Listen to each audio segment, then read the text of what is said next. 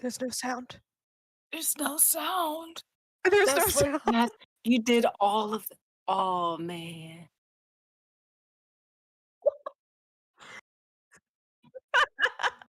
Fucking That Richard, was a man. warm-up. That was a warm-up. Okay. I feel like I It should was a stop the warm-up. stream and then, like, redo the stream.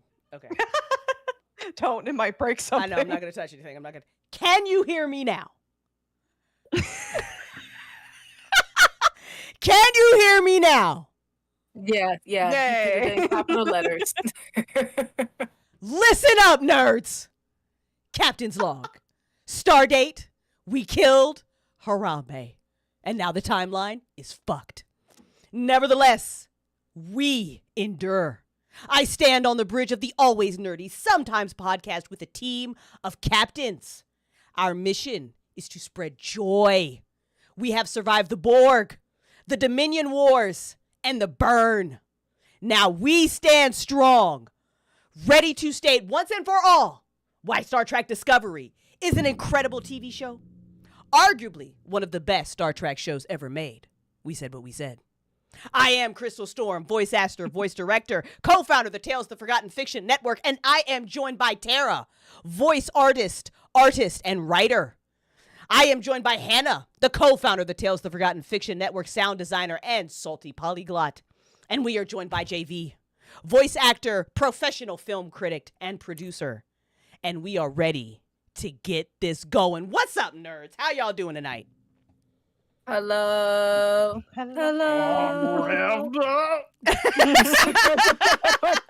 excited to talk about things we love. Let's go. We are ready to talk about things we love. All right, here's how we're going to kick this off. I feel like we have to go around the table and talk about who's a real Trekkie and who is a pretender, I guess, because you know how they're going to come at us in the comments if we're like, you're not even a Star Trek fan, like whatever. So we ready for it. So I'm going to start with myself real quick because I can say that I am technically not a Trekkie. So I watched a little bit of Picard show when it came out. I watched the movies, and then my beautiful partner Hannah, we sat down together to watch Discovery. And after Discovery, I was like, holy shit, what the fuck, Star Trek is awesome. I'm more of a Star Wars fan myself. That's like my bread and butter. I did not grow up on the shows. It was just like if Picard's show was on, I don't even know the name of that shit. If Picard's show was on, Next Generation. thank you. Next Generation. I like watched a couple episodes. Wasn't that into it. Discovery had me by the throat. It was like so like whatever, but I do love TV shows. I love sci-fi TV shows like Battlestar Galactica, one of the best TV shows of all time, the one with Katie Sackhoff and Adama and Rosalind and all that. Y'all know what the fuck is up. Fringe, one of the best TV shows of all time. Orphan Black, one of the best TV shows of all time. So we got our bona fides out here. So don't fucking add us that we don't know good TV, because we do. Tarrah, tell everybody where you sit in your Star Trekkie fandom. I think it'd be funny if I just said, I've only seen like 3 episodes of Star Trek. I should say that. I should. Mm-hmm. Because then people would just they would have a reason to be mad. Maybe. Agreed. That's not even a reason to be mad. But anyway, what have I actually seen? So Star Trek Discovery is probably, it's the Star Trek that I've seen the most of. I've seen all of Star Trek Discovery, and except for a few episodes from the 5th season, from the final season. But I've seen the whole everything except for just a few final episodes. I don't care about spoilers, so it's fine. And I've also watched quite a few episodes of the original series. I've watched some of Deep Space Nine.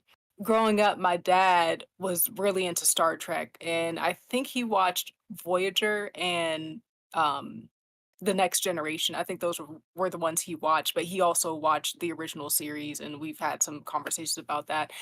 I haven't seen the original films, but I have seen, I think, all except one of the newer Star Trek films with Chris Pine.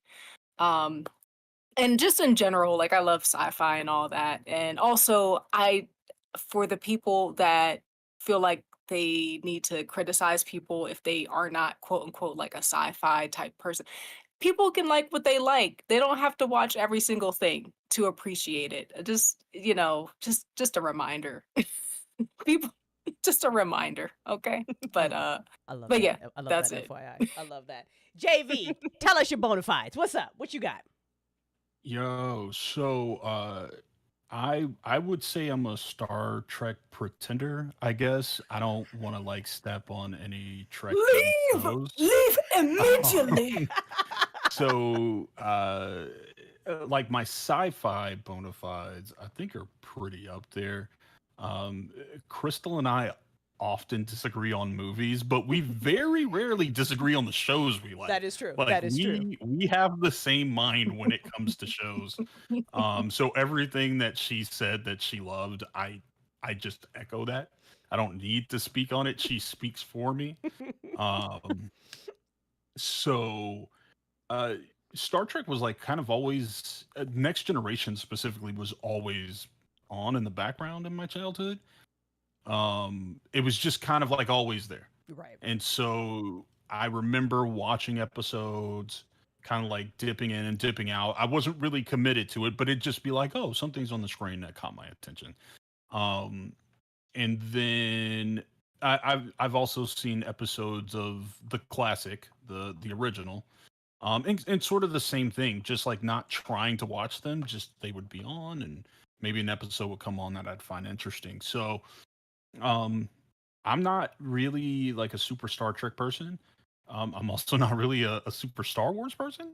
But I am a sci-fi person. So, uh, I've seen some of the movies. Oddly enough, I saw Nemesis in theaters because my cousin really wanted to see it, and I was like, "What is happening? I don't, I don't know." Fair. Um, he was really not happy about it, and I was just like, "I don't think this is good, but I also am not sure what's happening." Um, I'm kind of the same as Sarah. I've watched the J.J. Abrams movies, which I really liked. Like I enjoyed. I thought they were fun. I know they're kind of set in a different universe, as I understand it. Um, so when they made this show Discovery, I was kind of like, I'm not gonna watch it. And a mutual friend of all of ours, Devin, was like, you should watch it. Like this is gonna be the Star Trek that you like, that you really really like. And he was right. Like I watched it, and probably by episode 3 of the first season, I was like, okay, I'm in. I want to see where it goes. I am currently in the last episodes of the 4th season, because as I've discussed with Crystal and Hannah, I don't want it to end. And so I just do this thing where if it's a show I really like, I will literally like wait a year to watch it. And spoilers don't bother me. It's just like when I know I come to the end, I'm like, oh, I really don't want it to come to an end. And yeah, I've liked it. I've liked they had a crossover episode with Strange New Worlds, and that makes me want to watch that. And I just think it's fun.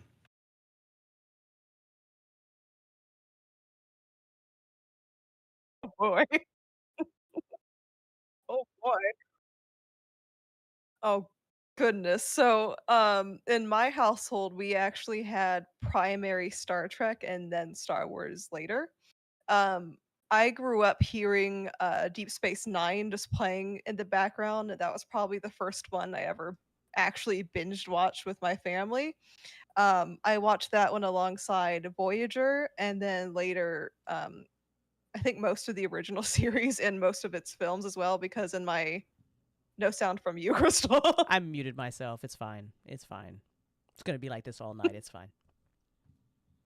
um, I I'm pretty sure I've seen all the original series movies because my mom and dad love them so much. I've seen all of them. Then saw Enterprise and then Next Generations, kind of like around the same time as each other. And then the other movies, my favorite being First Contact. Um, I haven't seen Strange New Worlds yet. I haven't seen Picard yet.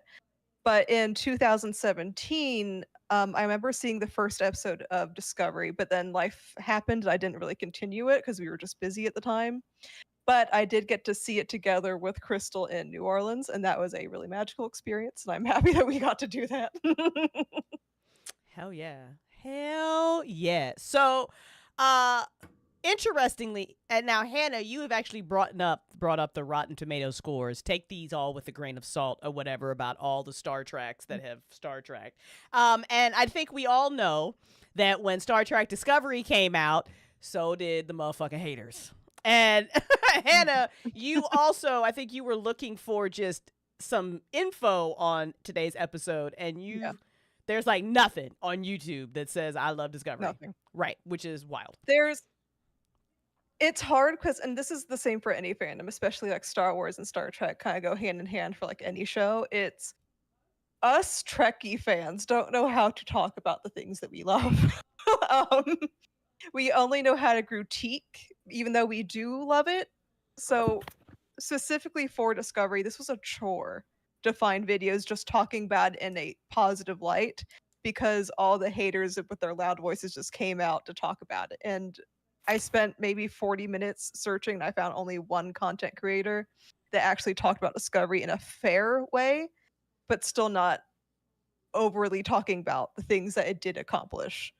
Mm-hmm. Mm-hmm. Mm-hmm.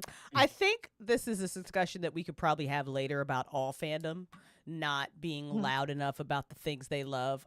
Because Hannah and I, when we were walking the dog earlier, we were also kind of discussing how Star Wars fans have a habit of doing this as well, right? The prequels came out and it was like George Lucas ruined my childhood. Everything is terrible, blah, blah, blah. Then the new trilogy came out and everybody was like, oh my God, George Lucas is a genius. Kathleen Kennedy is now ruining my childhood. You know, everybody hated Hayden Christensen. Now everybody fucking loves him. So fandom just has a way of doing that. I think we're Mhm. not, like Mhm. time just kind of ages things. And then we realize that the things that the haters hated were not really that. So let's just go Mhm. around and talk about why we think Discovery is just such a good TV show. And then we'll get into why we think it's a good Star Trek show. But just like for TV, like why do we think Discovery is fucking awesome? Anybody can go first. Like, who just wants to shout it out? Let's start the love fest. I think it's just fun. It's fun. It's suspenseful, but it's hopeful. Um, I think the characters they're just people that you want to hang around. That's a big thing in a show is like you kind of just want to see what these people are going to get up to. And I think for me, I think when I was younger, I kind of found Star Trek sometimes a little bit boring. Um, and just because I was young, right? So I didn't necessarily like, I was like, oh, why aren't they like just firing at everybody with their phasers, right? That's because, I'm a 12-year-old boy and that's what I'm looking for. I just boom, boom, bam. And I think they do a really good job of, I think, marrying what people liked about those J.J. Abrams movies, which did really well, especially amongst people who had not really been Star Trek fans, right? They took that, but I think they married it with kind of the ethos of the series, which is even if you're kind of a casual fan or a sometimes fan, you understand like Star Trek is about the best of what humanity can be and the best of what we can do with these technologies.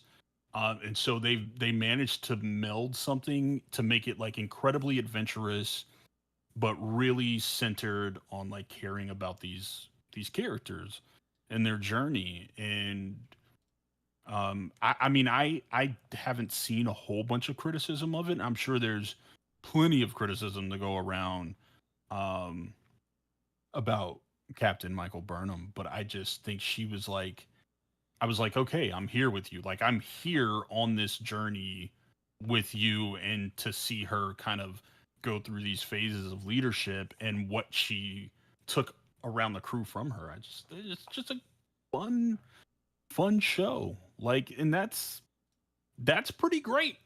Like I don't really know how you can um I mean, being a critic, I get it.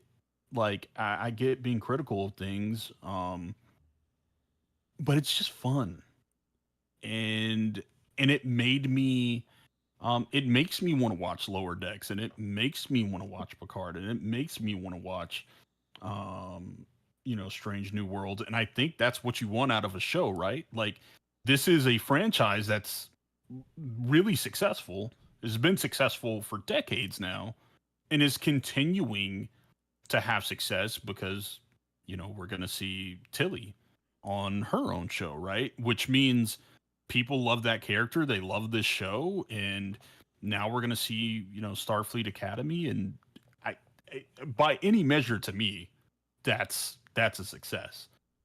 Not even subjectively, if you are continuing to spawn shows within a same universe, that's a pretty big deal. And it also means that more than just Trekkies are watching this. We have the people like Hannah who really understand and know the lore, but it also means it's attracting those of us who don't know. And that's I just think it's so fun. I love that show. I adore it.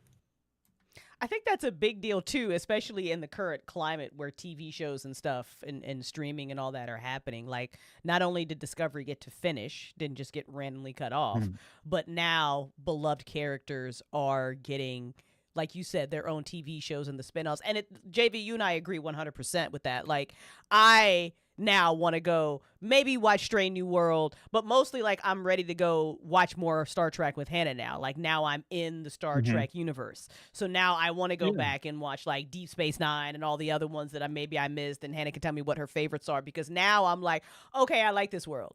Like Discovery made me like this world, where before I was just pretty ambivalent about it. Like I was just like, all right, like we all said, it was on, you watched it.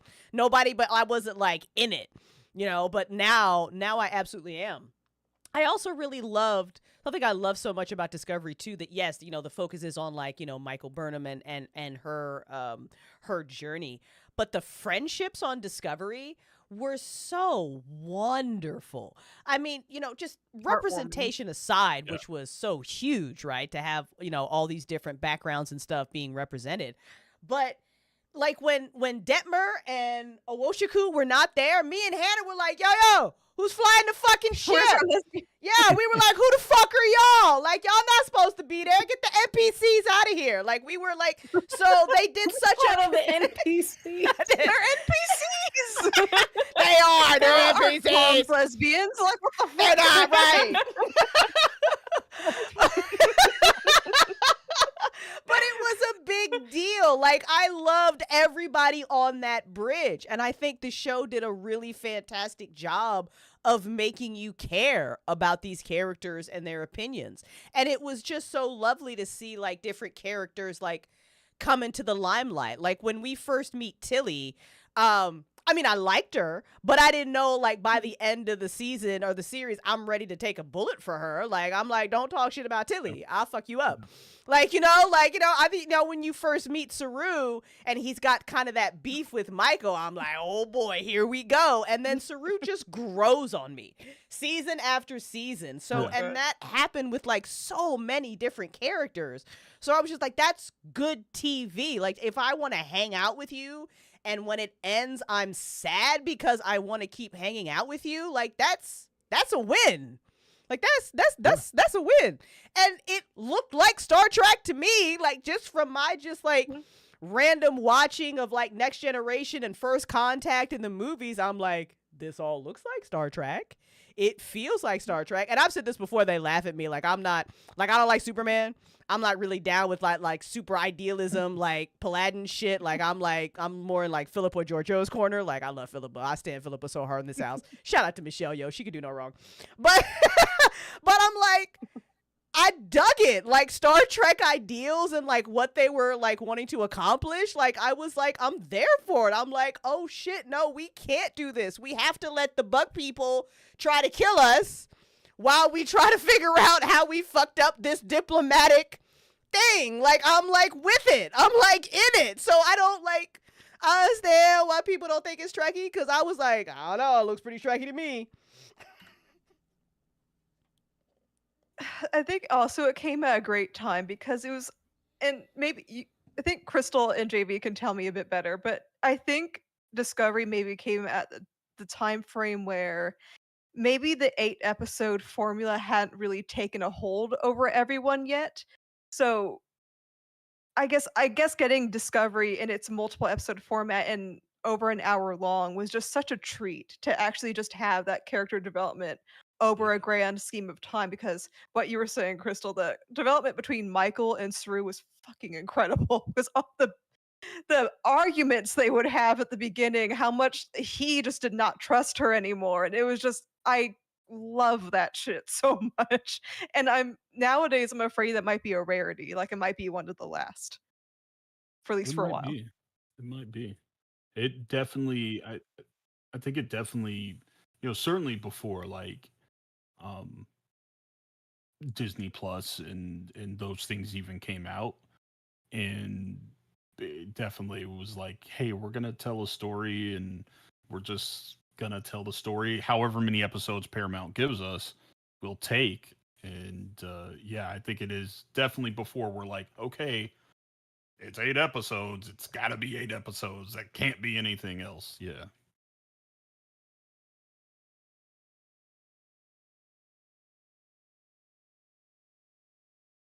It was really nice to see a show take its time with that, and I thought the writing was so good, especially in the character development side of things. Like when we Mhm. talk about Michael and Saru, or even Michael with Captain Philippa, how Michael had to kind of earn her trust back with the rest of the crew. Our best gay dads and their relationship, but his Stamets journey throughout this whole show of being that smart, annoying little shit to somebody I'm also like, don't talk shit to Stamets. He's just having a hard day. That's Mhm. just how he is. You just let him be him. Like Right. like all So it was just writing was just really good. Really, really, really good characterization, which I thought was awesome. Tarrah, give us your thoughts. What you got? Uh, Really, just to echo what everyone said so far. I'm trying to think back because I don't remember what year it is, but whenever I saw the initial preview for Discovery, it was, on cable. And I remember that they said, yeah, we're gonna have, I forget how many episodes. I think it was like the first two or first three they were going to air on cable. But then they said, yeah, then you go to CBS, whatever it was called. It was like CBS Access or something at that time, and then the rest of the series would be on there. And I was mad. I was immediately, because I saw the preview. I said, I know exactly why they're doing that shit. I know exactly why they're doing that. Um, and I think I did watch like the first two or first three episodes on cable, and then I said I'm not paying for CBS because I don't like you're not giving me anything else that would warrant me to pay you You've money been free when all my life, and now you want my money? right. I mean, well, it's not free because you're paying for cable. Right. Right. Right. It's been there. So you've given me nothing else to warrant me giving you more money when you can just air the show on cable during prime time. But I remember watching the first couple of episodes and I was like, wow, this is really, really good. Like, I want more, but I'm not paying for that. Like, no CBS, because you really don't have anything else that I necessarily want. And same Lex Knoll, I miss cable TV too. Um, so I was really excited, and then it just kind of, it just kind of left my mind. Other things were coming up and whatever. Um, but then I think my dad, I don't remember, it was a few years ago. My dad said, "Oh, hey, have you been watching Star Trek Discovery?" And it was a memory unlocked. I said, "No, I only saw the first couple of," so I got excited, and then I started watching again, and I said, "Man, like, I really love this show. I love this show." so much. And like all of you said, the writing, the character dynamics. I love how they take their time with things within the show. And I love how they have callbacks to things. It doesn't feel it does not feel rushed to me. It feels like it was cared for. Everyone provides amazing performances throughout the show. And like you said, Crystal, you just grow to care for all the characters, especially Awoshikun and Detmer. I was those was my girls. I said, "Where my girls at?" Like when they were not there, the first time they were not there, I said, "There's somebody missing," and it sounds like it's Awoshikun and Detmer. And where are they at? Thank Because you. where are they at? Thank Like, you. where are they at? Thank you. Um, yeah. So yeah, it's definitely a special show. Like JB said, it's hopeful, it's fun. There's just so much to it. There's really just so much to it, and it makes it makes you feel in a certain kind of way. Like you feel at least I do. I can't speak for anyone else, but I felt connected to the show. Where there's a lot of shows, I think, especially now because writers don't have the opportunity like they used to really get their teeth into a show. It's, hey, give me 2 episodes and then you're done. Right. And I want a full fleshed out story. Right. And that's it. In 15 minutes. Go, go, go. 15 minutes. Go. And with Discovery they had the opportunity to do that. So it does not feel rushed to me.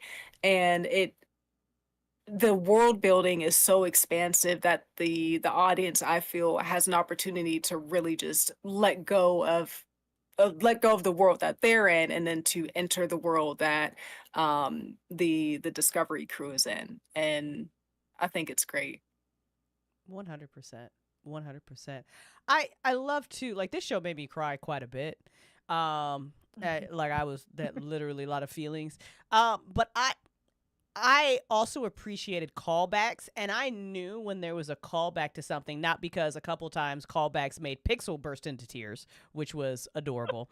And we'll talk about that. But also just because, like, I remember, like, in the very last episode, there is a gentleman who has a whole bunch of stuff on his wall, and she goes, and I can just tell that this is for fans, and I love that. And there were callbacks a bunch of times, like there was a zoom in on a ship, and just being in fandom, I was like, that's for people who know that's for people who have been fans of like whatever. And it just felt like a love letter to the series, to everything that was Star Trek. Hannah, did you feel the same way? Because you're in it, so you tell us.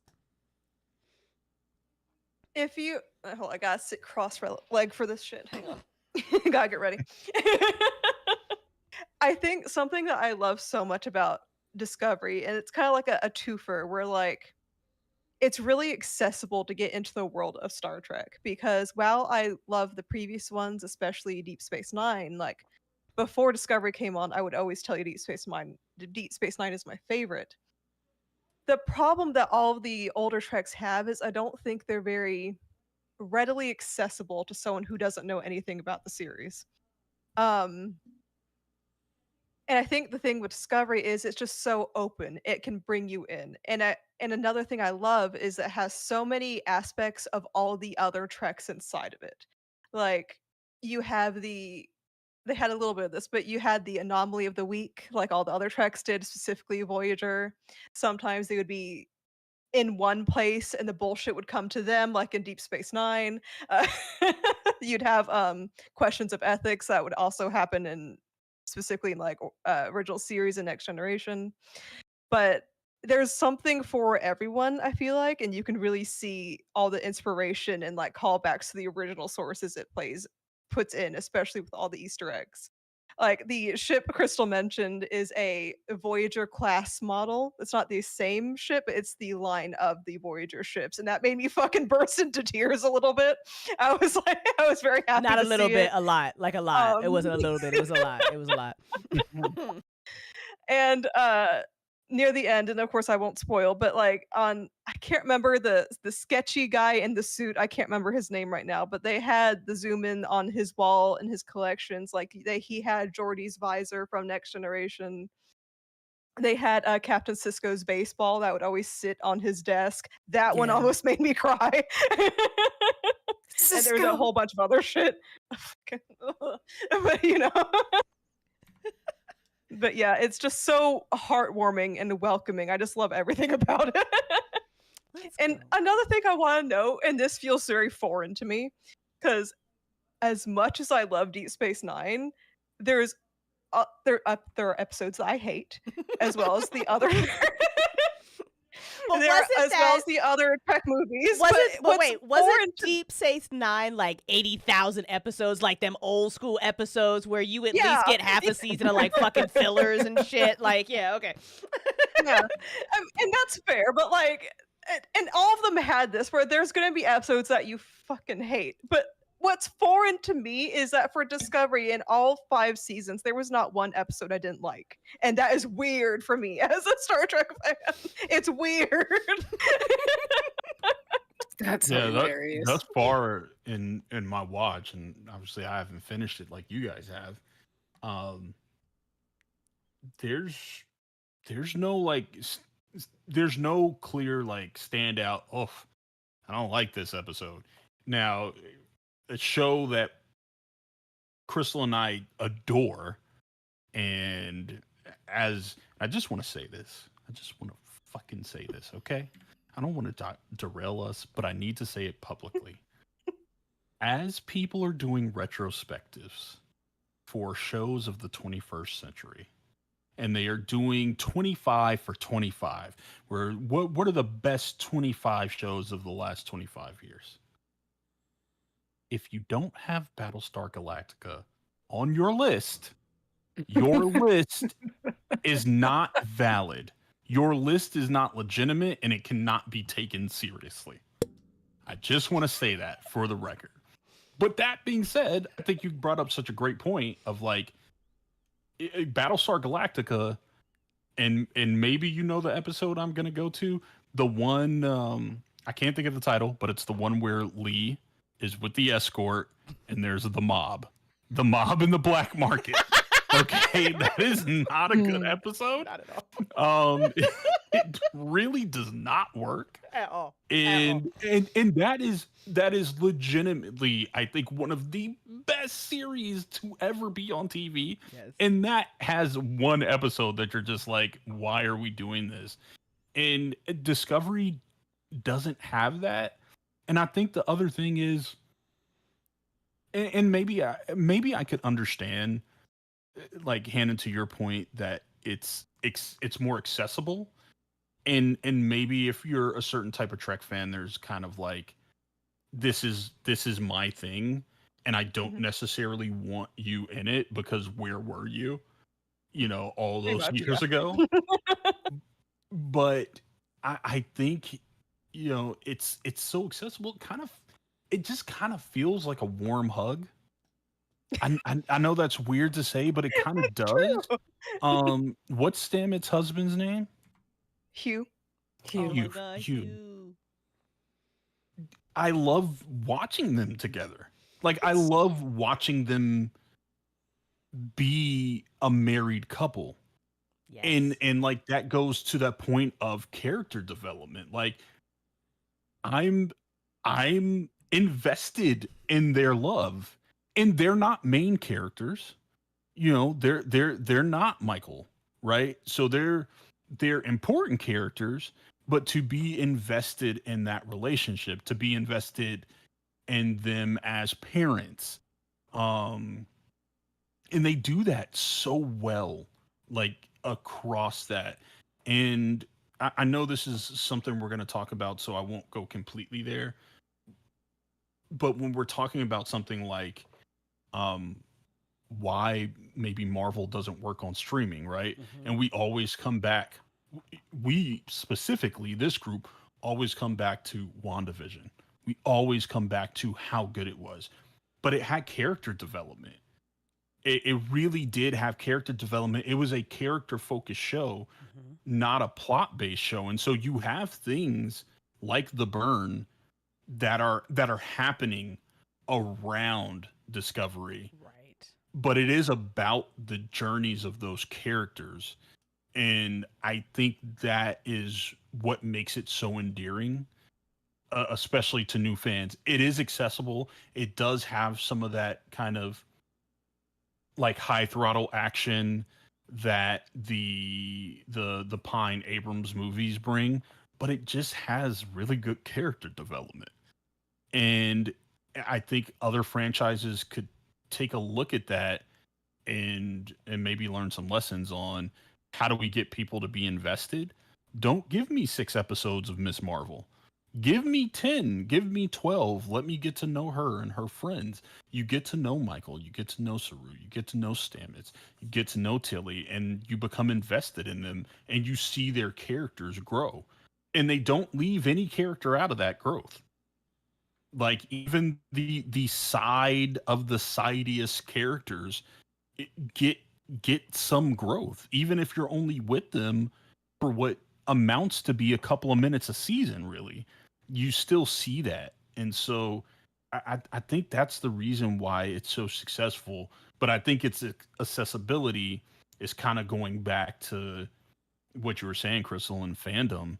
Is like we do get to these places in fandom where it's like, no, we were nerds and we don't want you on our stuff, because that's the thing we all have in common, right? Whether you're a Trekkie Right. or you're a Star Wars 100%. person or a comic book nerd like me or whatever.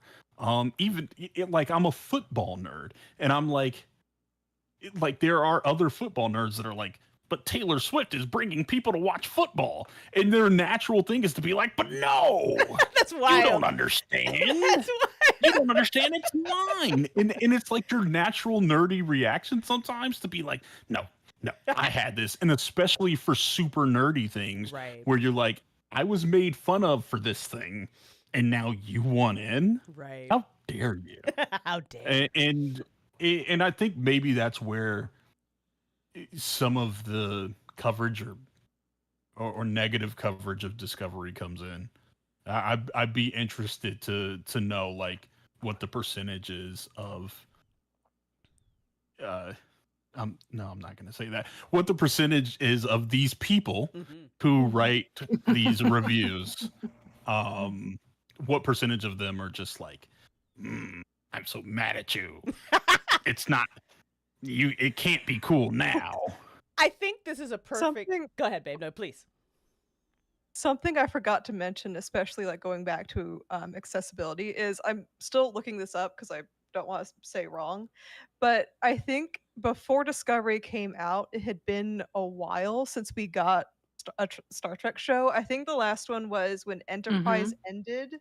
I Yeah. think in 2008. I'm not sure, 2009, 2008. I can't quite remember. Mhm. But its Discovery aired in like 2017, so it had been a while for a while. So I think part of that is maybe where that side of the Trek fandom came from, is because it had been so long, so they're putting the hammer down a little bit harder than they should. Right. Mhm. I think That Speaking makes sense. nicely until later. I think that's natural in a sense. And Yeah. I got to go to South by Southwest, not this year, but the previous year, and I actually got to be there for the Discovery panel, which was fucking incredible. Totally like was sitting there crying because it was just so awesome. But the showrunner Alex, I can't remember his last name, but he was talking Orsi? I think it's Kurtzman or something. Alex. Oh, Kurtzman and Roberto Yeah, Orsi. yeah, both of them. Alex was there. I think Alan. I don't even know. Something A. Anyway, showrunner, great job, love the guy. But he was talking about how he wasn't afraid to kind of be a trailblazer in this, and he was talking about how when something has kind of been gone for a while and then you bring it back, he knew that people were going to say what they said. And it was the same thing that Star Wars fans said, right? We got The Force Awakens, and there was a whole bunch of Star Wars fans that were, loved the trailer, but we were critiquing it for the same reason that fandom. It's been a while. Is this actually, whatever we had, is this just a rehash of fucking, A New Hope, blah, blah, blah. What I personally loved about Discovery, and I think the way that it introduced Trek to me was that, to me, it felt like we have a very good sense of what Star Trek is, and we are not afraid to kind of push the needle on this. And I feel like if there is a show and or a universe that should very easily lend itself to that, it should be a universe in which it's idealistic as fuck, and it's literally about bringing all these different kind of races and people together. So why wouldn't that show be diverse as fuck?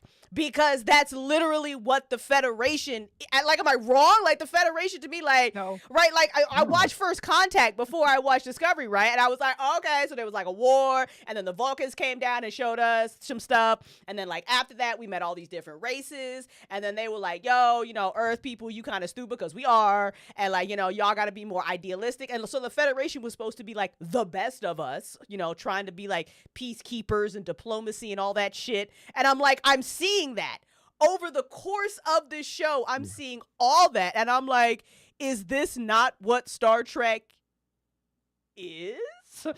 From inception, right? Right? Like, from day inception, one, because is this not it? even a lot of those loud people we're going to talk about is their main argument against Discovery is it's too in your face, it's not subtle enough. But thinking back to the original series in the 1960s, now granted, they didn't always hit with the things they talked about, but that was not subtle. That was not at all subtle what they were trying to do with, like, wanting that diversity between races and the sexes and everything. They didn't always hit, but that was loud and in your face. Like, there was even a scene where Kirk is reprimanding someone at the con and telling them to check their bigotry to their dorm and not bring it to the bridge. Like, that was in the fucking 60s. Like, what do you mean subtle? It's never been subtle. Yeah, I mean, you know, it's a show that is remarked upon all the time for having the first interracial kiss on TV. Mhm. Like, you know, it has a legacy, and the idea that the diversity is being shoved in my face because the captain is a black woman, because there are multiple gay couples, because there are people with different genders. They're not. And here's the thing: there are a couple of episodes where they are talking about that. Specifically, I'm trying to think of The kid. you and Stamets. Damn it, The kid. the kid. Adira, thank you, Adira. Adira, where they are trying to figure out what their identity is. But I think it's done in a sensitive way, in a very realistic way. But outside of that, I don't think there's just like, oh, they're pounding you over the face with woke nonsense. No, they're just like, these are the characters in a galaxy where there's fucking aliens. Like, What are we talking the thing about? that you can't, the thing that you can't take is the story about a young person trying to figure out who they are. That's the thing you can't take. Right. That's the thing that is just like, no, this is too much. Like, oh, okay. Then it makes me think that you weren't ever a fan of this thing to begin with. And that's what's really wild to me too. Go ahead, Tarrah. Yes, we need to hear your lovely voice. No, I was just going to kind of jump on what JV was saying. And, you know, it's not just indicative of Star Trek Discovery and how people responded to it. It's just how people respond to historically marginalized groups of people having an opportunity to just be a person on TV and not the butt of a joke. Where, you know, Stamets and Hugh's relationship was a very serious thing. Everyone took it seriously. No one ever mocked it like, ew, you're gay. You know, no, that never happened. Right. Never happened at any point. They were just people who just loved each other, and that was it. And they adopted Adira. and and what did they do? They listened to their child when their child was, having issues or whatever, or when their child said, "No, this is what I'm going to need from you." And they said, "Okay." That's it. Right. That's it. No Right. one ever said, "You don't know who you are. You're da da da da da da da." They were supportive, and they said, "We will be here for you if you have questions, whatever." That's what they did. And so when you have groups of people who have historically been deemed the quote unquote norm, the dominant group, and they see marginalized people being able to just be people, then that is a perceived threat to them.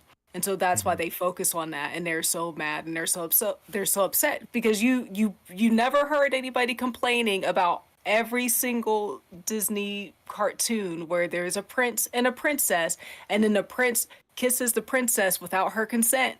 Nobody's ever said anything like that. And all the shows, and it's not just Disney cartoons, but they've been around for a very long time.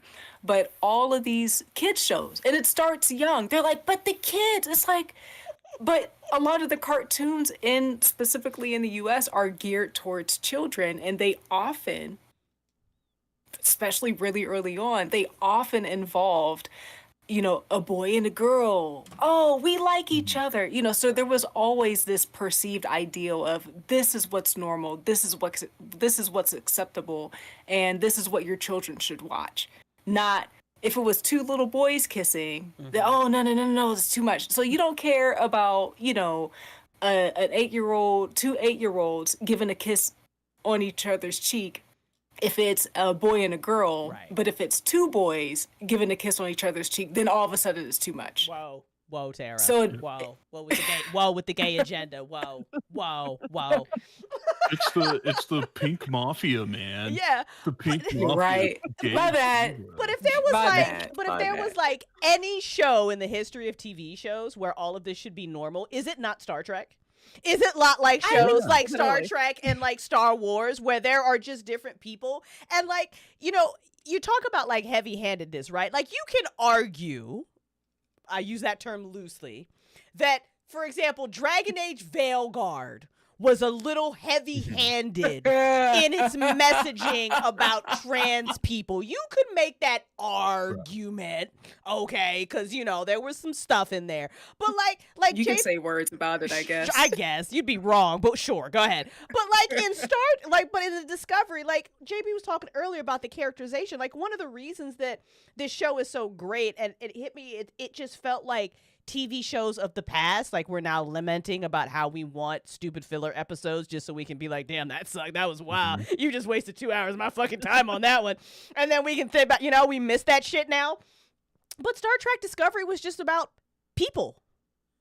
It was literally just about fucking people in these wild, hilarious sci-fi situations. Like, there was nothing in your face. And it's not like Michael Burnham was the first black captain. There was Cisco. Pixel could talk about it. It's not like Philippa Georgiou was the first female captain. There was somebody before her. And before Michael didn't even get into the captain's seat for like 3 seasons? It was season 4? It was a while. Before, right. It was a while. Right, and there were like 2 more white captains before her, men. So I'm just like, what's the problem? Well, it's the fact that she was able to attain that spot. It should have never happened. Like, that's the point.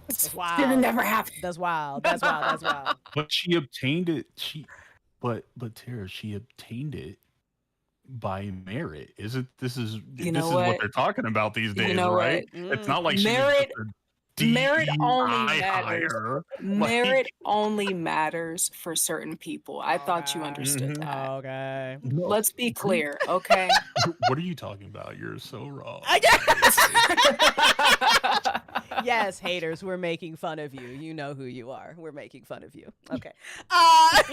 You know what? Speaking of the haters, because, we talked a lot about why we love this show too, but I think there's a great article that kind of represents the other side. Pixel's going to fucking lose her mind. The other side of the fandom. I don't know. Great. And it's got like the other side of this fandom, and I think problems with. I mean, listen, I've been in the Star Wars fandom for a long time, and y'all gotta fucking touch grass or some shit. But it's not like Tana. Let's talk about this Screen Rant article that you read and went through, and I'm just gonna let you take over because I don't even know what to say about it. Crystal, before Hannah talks, if we can, Absolutely. I'm going to say something. If we can make this a sound, because this is my favorite part of every program. Let's go. That Hannah is on. Alert. This is a Hannah clear out. Rant incoming in 5, 4, 3, 2, 1. Hannah rant. I will send that to Tarrah so she can make that a clip. I will absolutely do. Oh my god. Before I get into this, I want to make something so clear.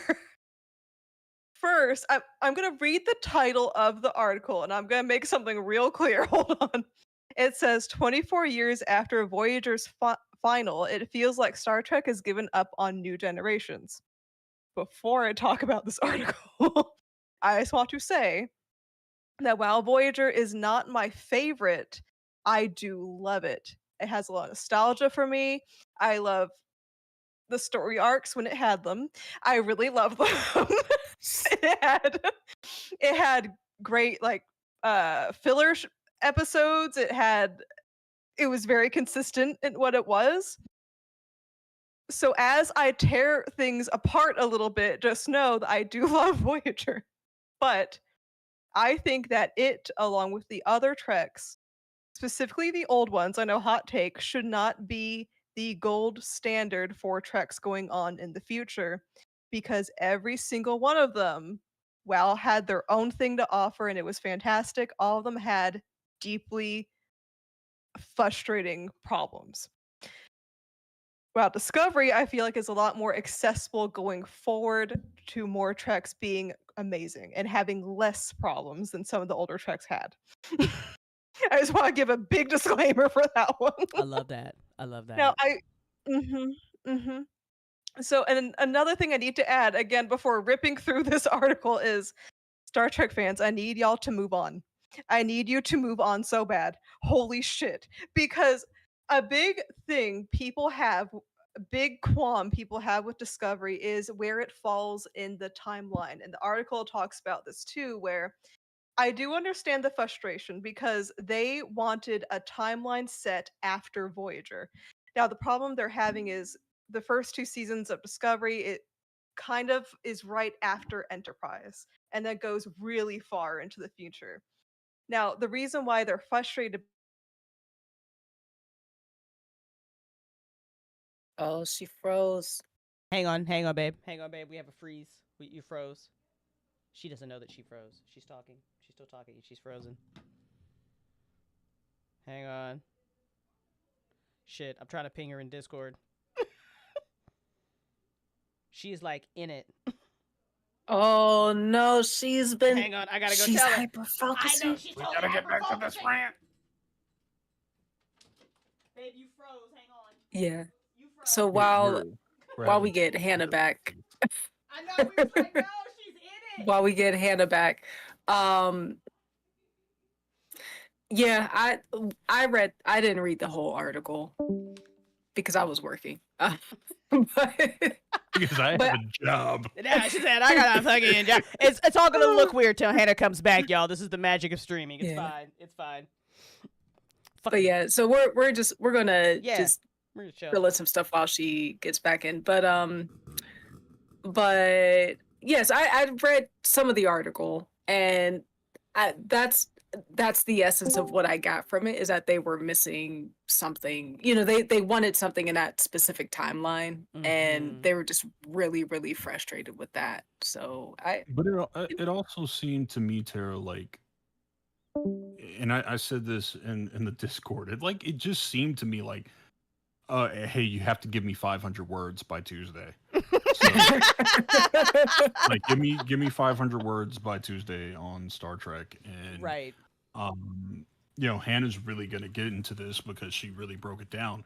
There are a lot of contradictions, and I don't want to spoil anything, but I just think, um, I just think there's something in the article where you're kind of like, well, you want them to push it forward, and they have. Right. Mhm. So, I mean, it may not be in the exact style that you want, but I think it opens it up for more shows.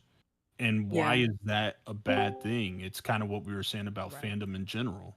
Right. So, It felt not only that they had to like meet like a word criteria as well, but I mean I'll let Hannah get into it, but also like the mental hoops to try to like do everything but talk about Discovery, and I don't like. We could speculate, but we don't know why. But Hannah, I'm so sorry. Please continue. Fucking I'm Mercury. so Stop sad. being retrograde, Mercury. Fuck. I'm so sad. Something I forgot to mention, and I thought about as I'm trying to fix Discord for fuck's sake. But another stipulation with Discovery is people were annoyed about the technology.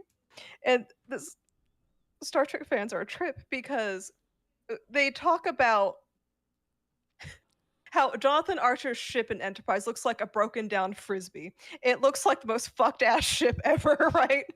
But the Shenzo, who is a little bit after Enterprise, looks like a technological marvel. It's beautiful. So fans were complaining that it feels so disjointed from Enterprise, where it should be shortly after it. And now, Crystal and Jamie, who want to be like producers and make shit, would you downgrade the quality of a show to match Enterprise, or would you just go with it and accepting that IRL restrictions you just have to suspend? Because in the 60s for the original series, that like Gene Roddenberry had an image for how everything looked, how the ships looked flying, how the bridge Right. looked. mhm. But there's technological and funding restrictions that you can do in the 60s and in Right. 2001 or 5 for like Enterprise. So what would you do in that situation? Yeah, I mean, unless it calls for it to specifically have to replicate that, I think you move forward, right? You have to. Um, yeah, there's no reason to like go back to that unless it has something to do with the plot. This is Star Wars. This is the original Mhm. trilogy, right? It looked like it was made when it was made. And then Mhm. when, the prequels come out, I mean just quality increases. Like I've always been of the opinion that like that fight with Luke and Vader should have been kind of on par with the fight between Anakin and Obi-Wan, right? But we Mhm. got what we got. We got the I can't ever say this fucking word right. The choreography, whatever the fuck that word. We got it of that time versus, what they could do with, Hayden and Owen McGregor, right? So it's not I don't understand why that's a critique. It's just like you're just picking on shit now just to pick on it. Like because like I said to Hannah earlier too, if they had of say they had gone that route, they'd have been like, Discovery looks too shiny. It needs to look like Archer's broke shit. They'd have complained about that. They'd have been like, why Discovery look like broke shit? You know what I'm saying? They'd be like, that's 2005. Y'all did the CGI wrong. You know what I'm saying? Like, you can't appease fandom like that. Like, that's just ridiculous. Yeah, that's too far in the weeds. That's Like, that's yeah, that's just you can't like what are you even like what are we even talking about right now? But yeah, no, babe, so talk because one of the reasons I wanted to talk about this article, not just because I know some wild shit has been posted on Screen Rant. It's not the best investigative critiquing journalism of our times, but I think it is indicative of a lot of the critiques that we hear about Discovery in general and the argument. So and Hannah did such a great job of breaking shit down. So are you back in your flow, babe? Are you ready? I am, and I'm just reading because I have some things highlighted in red that should be read immediately. um, with my hilarious annotations. But I'm gonna read this segment of the article. It's not a whole thing, but this is something that particularly bothered me, and hopefully I didn't mix them up. But it says, Since 2009, Star Trek's live action output has rested firmly upon familiarity. For J.J. Abrams, that meant recasting the original crew led by Kirk, Spock, and McCoy to tell new stories or rewrite old ones, with characters the audience already loved. For Star Trek Discovery may have introduced a new cast and new ship, but the familiarity of the period allowed it to include icons like Spock and Pike too. Now, earlier in the article, they did critique them about having the familiarity. And that goes on to say, by the end of Star Trek Picard, Patrick Stewart's solo project had essentially become the Next Generation Season 8. At the same point, Strange New Worlds is just a temporal hiccup away from remaking the original series. Everything Star Trek has produced over the past 15 years has been firmly rooted in what viewers already know. While some great stories have emerged as a result, the lack of a real Voyager successor has become more and more obvious. And then further down it says, in the current arena of recycling things that were successful once upon a time, inventing an all-new ship and casting a fresh ensemble that audiences will gradually learn to love week after week represents a major risk, especially when the alternatives are recasting Spock or phoning up Patrick Stewart. I'm going to scroll down to the point that matches with that one. The presence of established characters like Seven of Nine, as well as the offspring heroes of the next generation, ensures the Enterprise G crew will not have to earn the audience's love completely from scratch. At the same time, Star Trek Legacy would unquestionably become the fourth original recipe entry into the franchise, tickling the 5 boxes necessary to finally replace Voyager, a live action medium, the traditional Star Trek tone being set in the next era, introducing a fresh new ship and crew in an episodic format. The thing they were referencing about Seven of Nine is that she was present in Picard, and apparently there's going to be a spin-off with her and this other crew. So they were damning Enterprise and Discovery for bringing familiarity in to ease them into a brand new crew alongside, but praising Picard and future spin-off for doing the same thing. I don't understand. I don't know what he wants. I don't know. And like the comments are like full of people like agreeing with that. Like, yeah, that's, and I'm just like, you want what though? Like, Like, what did you just say? right? Like, Right? what you said makes no sense because you're like, this is while you're trying to get back on stream, Hannah. We were talking about like how contradictory this article is, Mm-hmm. and like, so you want them to do things that are set after Voyager, Mm-hmm. which they said they're going to do. And you also think it needs to be familiar, but it relies too much on familiarity.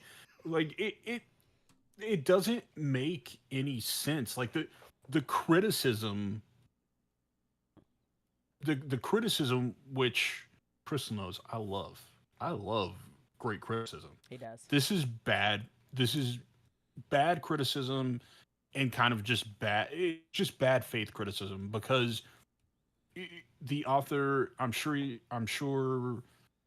she they were trying to do a great job. I don't know who wrote it. I'm sure they were trying to do a great job. Link it. But it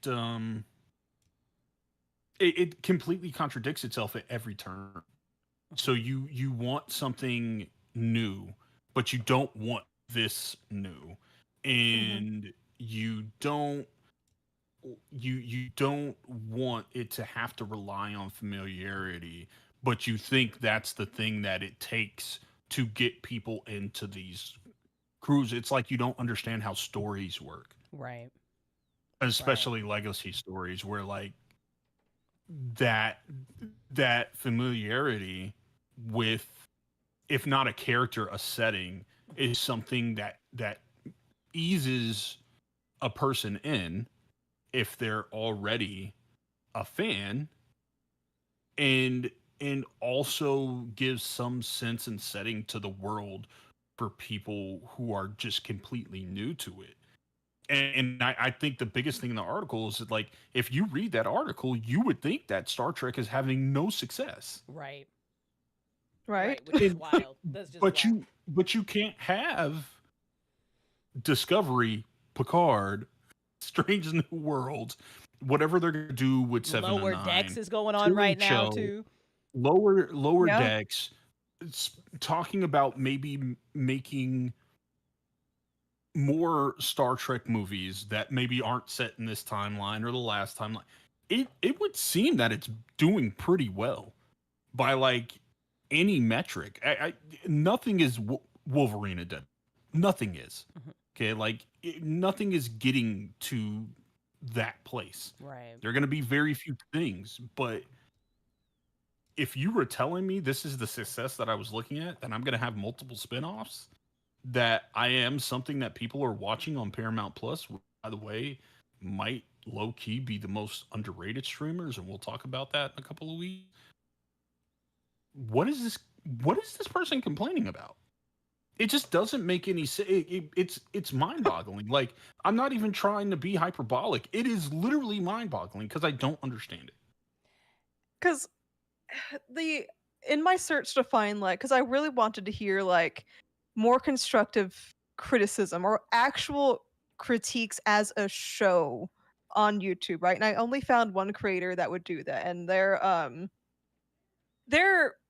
I wouldn't even say criticism. It's more like gentle critiques, but it's not necessarily as a Star Trek show. It's more like a show in general criticisms. Mhm. Mhm. Um, and for the author of the article, I can I can maybe understand up to a point that you were just disappointed about the timeline or having it set so far in the future, even though I don't think that's a bad thing, because I know Crystal has talked about, like with Star Wars, wanting to leave the Skywalker line, at least for a little bit, go into the future a bit more.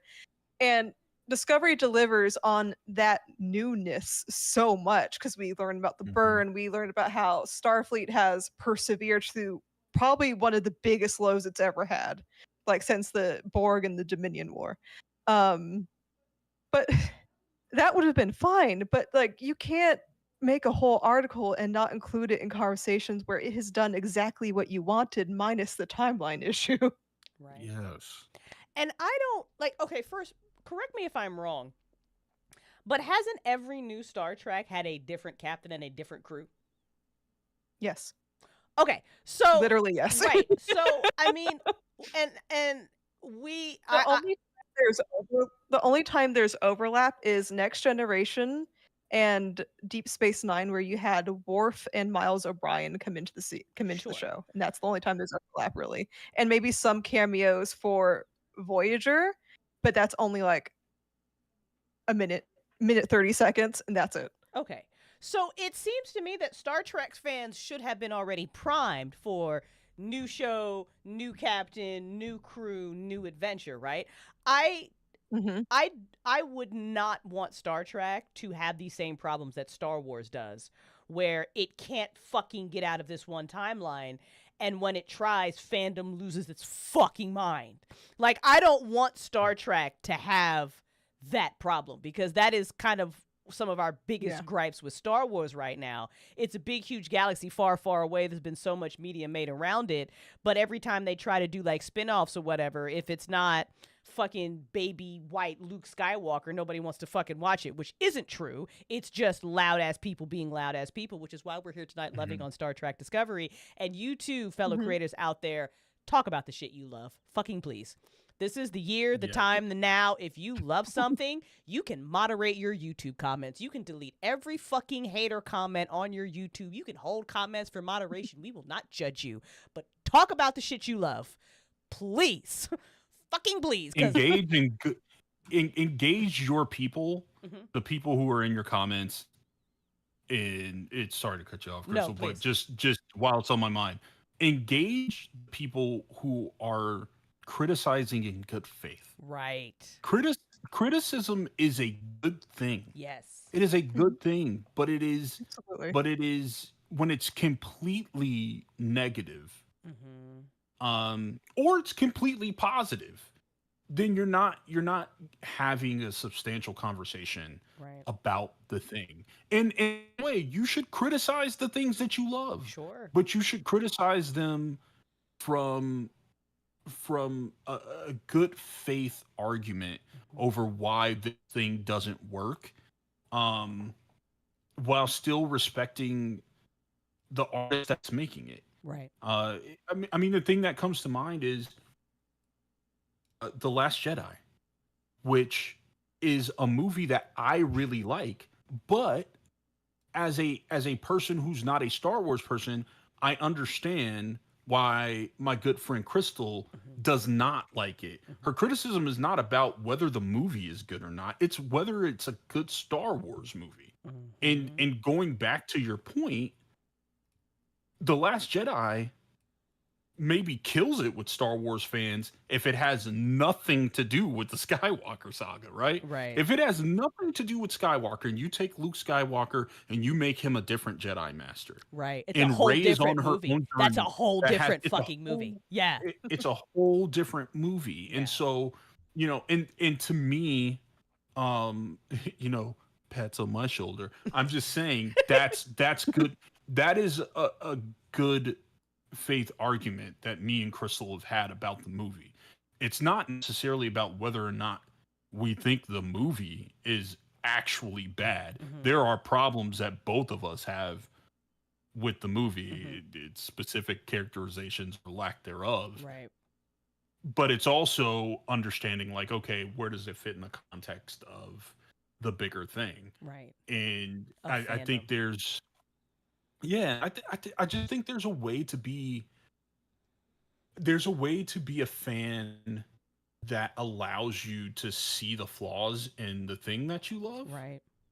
but not completely dunk on it, um Just for the clicks, because listen to or me. write it off. Mhm. You can get clicks for loving on something. Just I know, like, Yes. fucking the hater Yeah. rate is all the rage and the shock jocks and all that, but we've gotta get away from that, yo. We absolutely does. And listen, Jamie made a good point about not, like, completely loving on something. But I would just be real. I ain't got a negative fucking thing to say about fucking Star Trek Discovery. I don't know what it is. I know I there's don't either. I know there's probably something, but, like, just for me, it's reminding me of Farscape, of A Battlestar couple. Galactica, of Fringe. It's just reminding me of old good TV shows that I fucking loved, that I'm sure are not quote unquote perfect, but they are perfect for me. Like, this show Mhm. is perfect for me. Like, I got no beef with the show. I'm ADHD as fuck. My short-term memory is garbage, but there are so many moments about Discovery that I love and remember. And the act, like, can we just talk about for a second Michelle Yeoh's face where she's pretending to be Captain Giorgio and she looks at Mhm. Saru and makes Mhm. that comment about eating kelpians and the thing she did with her mouth that she ain't have to do? Madam, That was fucked up. madam. Great thing. That's a great fucking scene. I There's so many good moments. I have I have exactly one critique, and Go. it's only because I'm a masochist. Let's go. Just one. Let's go. While Discovery did have like a couple of fillers, just like a couple maybe, I am a masochist that grew up with whack ass fuck all fucking filler episodes that have the most acid tripping writing room where some of your crewmates are literally salamanders. I would have liked to have seen some whack ass shit in Discovery just because I'm a masochist. I You would have need it. wanted and if you know, you know, I would want another version of Deep Space Nine's infamous filler, Move Along Home. I would have loved something like that. None of us know what that is, We'll but have there's to a watch. Star Trek fan out there that's just like, oh, damn. There's a there's a fan over there that's just flinching and going like, oh. Yeah. Yeah, I think, like, this goes back to the thing that I love about this podcast and podcasting with you guys is because usually it branches off, and we're gonna do other podcasts about other things. Like, I think Star Trek Discovery is just a great I think it's just a great way to show like what can be done in streaming. Yes. What really like what you can do, um, because I'm an old man, and I do miss cable TV, and I do miss filler episodes because filler episodes aren't filler episodes. They have a purpose. Sure. And I miss when things used to be about character and not all about plot. Mhm. Like it's like people watch Lost and they didn't realize that it's a character show Mhm. and not a plot show, Right. and the only thing they took from it is like JJ Abrams. uh I'm sorry, JJ Abrams, if we ever work together. I don't think your mystery box is dumb. I just think people have done it too much. I think it can be dumb. Sorry. We can just Sorry. I love J.J. Abrams too, but like, the bro, mystery box is just the ending of doesn't Lost, work. the ending of Alias, bro. Why you hurt me like this? Now we can have a discussion about the ending of Lost. Okay, I am a Lost ending supporter. Oh shit, you like that there, shit? There are those of us Okay. who exist. Oh shit. Okay. Oh Okay. shit. Okay. Well, it'll be I actually can't talk shit about summertime. Lost. I ain't watch a lot of it, but I just then everybody was mad about it, and I read why people were mad, and I was like, oh, I can see that. See, But Alias, now bro, the ending of we're gonna Alias, man. But I digress. I have, digress. but the point is, Star Trek Discovery Right. is a great example of, I think, what can be done and how you really, I think, galvanize people into watching more shows, and how you bring people like Crystal and I, who did not grow up loving this thing, but have found this show, have found this, kind of a plot of land in this big expansive universe Right. that we love, Right. and that we're gonna come back to, and we're gonna want to see what happens. Like, I will certainly be waiting to see what happens with Tilly. Yeah.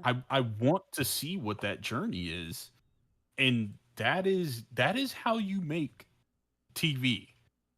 Like, take note, everyone, everyone that's not HBO, basically, where they're just kind of like, I mean, Netflix is Netflix, and again, we're going to talk about this soon. They have their own thing, but there's a way to engage your audience and continue to have them anticipate and be happy about having the next iteration of this thing, without having to be like, you only need to watch it because Star Trek Avengers is going to come out and you need to know what happened in Star Trek. You don't like, there's a way to do all that in as natural of a way as possible. And Star Trek Discovery, I think, is a really good example of what streaming television can be, and what franchises can be, what sequels can be. I think is a very good example of those. There's a really cool point I wanted to come back to, JB, because you said that the filler episodes can be like really important for a character, right? Mhm. And I'm gonna use this as an example and then come back for Discovery and how they did that too. Is one of my favorite episodes of, it's not really a spoiler because it's a hilarious filler episodes, but one of my favorite episode of Deep Space Nine is called Take Me Out to the Holosuite. And it takes place in the bulk of the Dominion War, so shit's not doing great, right? But there's drama with Cisco and this Vulcan that he used to go to the academy with. Now, the beef is because the Vulcan said that they are just going to be inherently better at baseball than any human would ever be. Now, baseball is Cisco's shit. He will cut someone's throat over baseball. So he takes serious offense to this, and without thinking, challenges this Vulcan and his crew to a baseball game.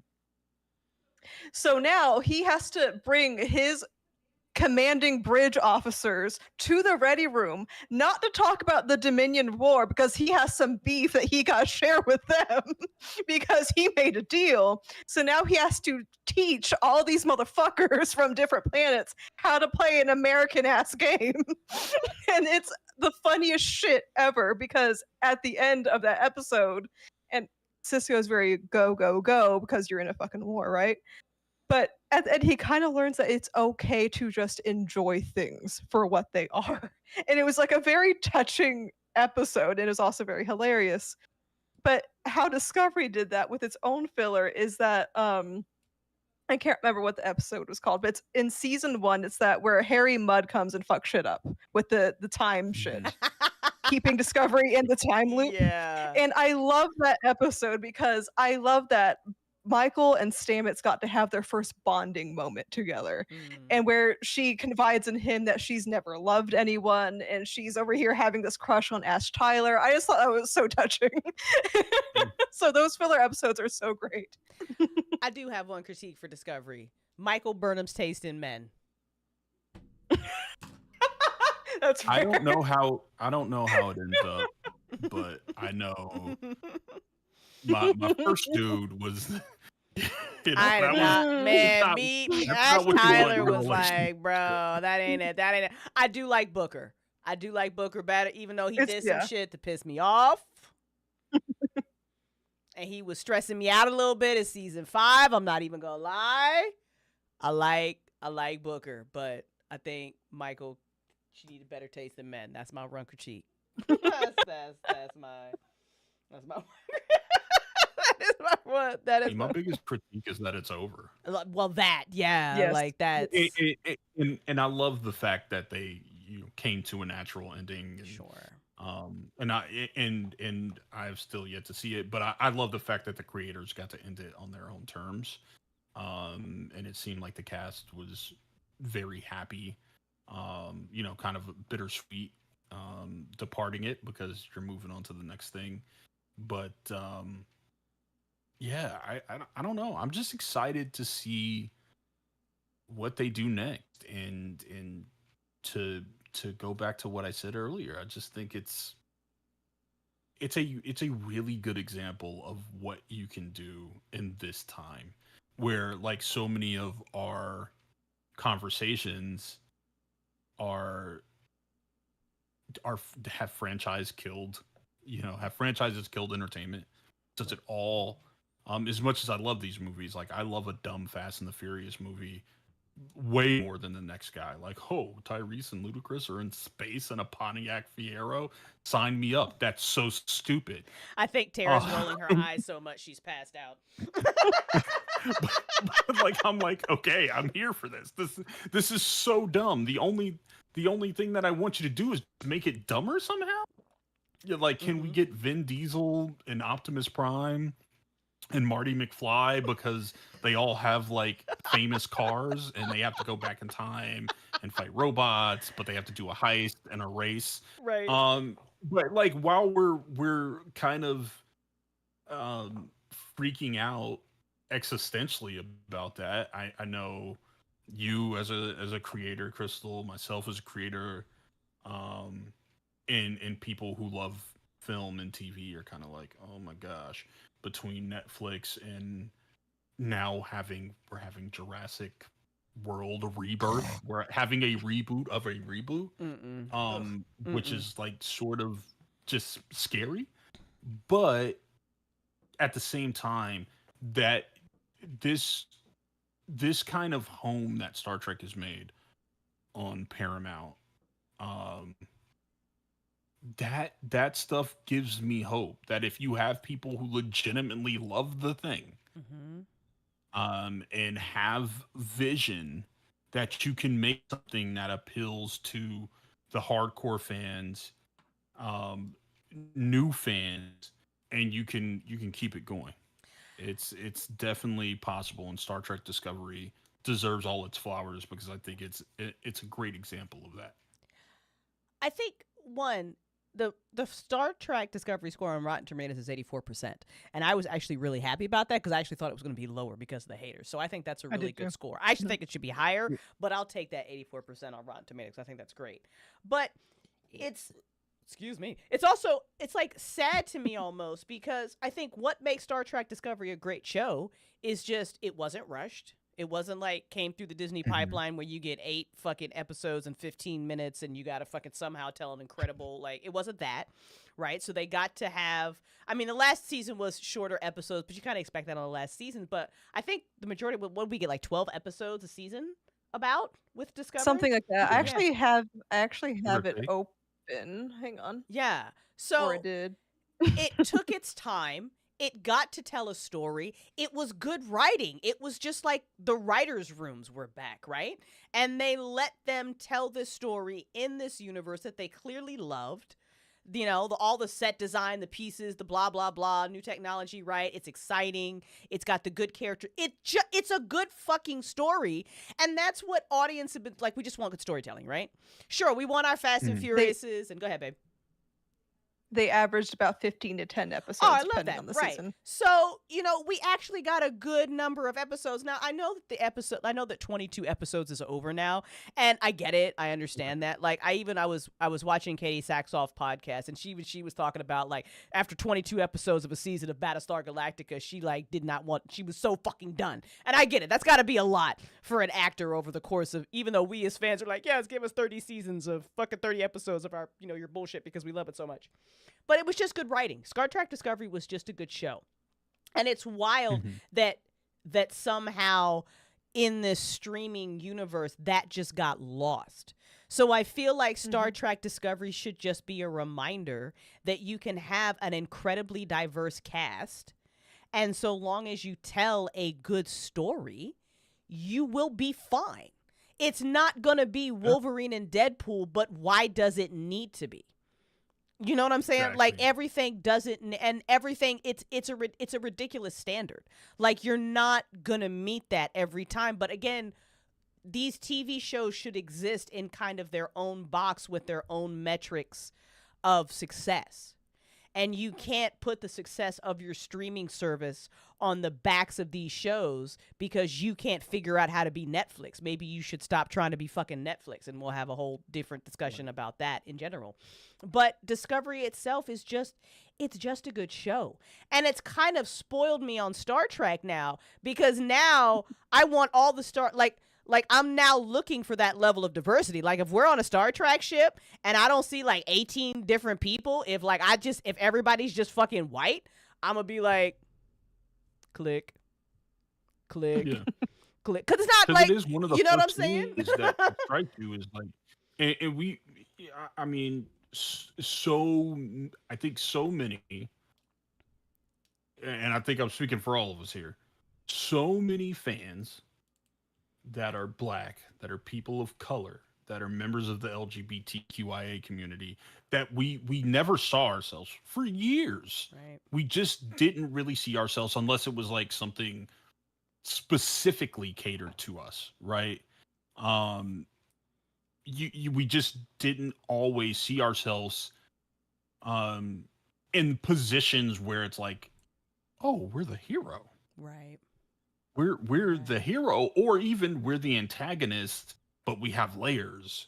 And I think seeing something like that, and I do think this is I do think this is a rather like small minority, because we've talked about this. I still think these people who have issues with any sort of diversity, any sort of that, I think they're just louder than the rest of us, which goes to your point, Crystal. You have to talk about the things that you love and why you love them, because a lot of times these people aren't even making these criticisms having seen the thing. Right. Like it brings me back to the Marvels. Right. Right. The Rotten Tomato scores were so low, but nobody had seen it. Right. And I understand that it's a movie with flaws, but like you guys killed it and you didn't see it because it was 3 women in the lead. Right. So I think I think it's just nice to see that, and to the point of like, not to get super political, but I don't think there's any way to not to. Um,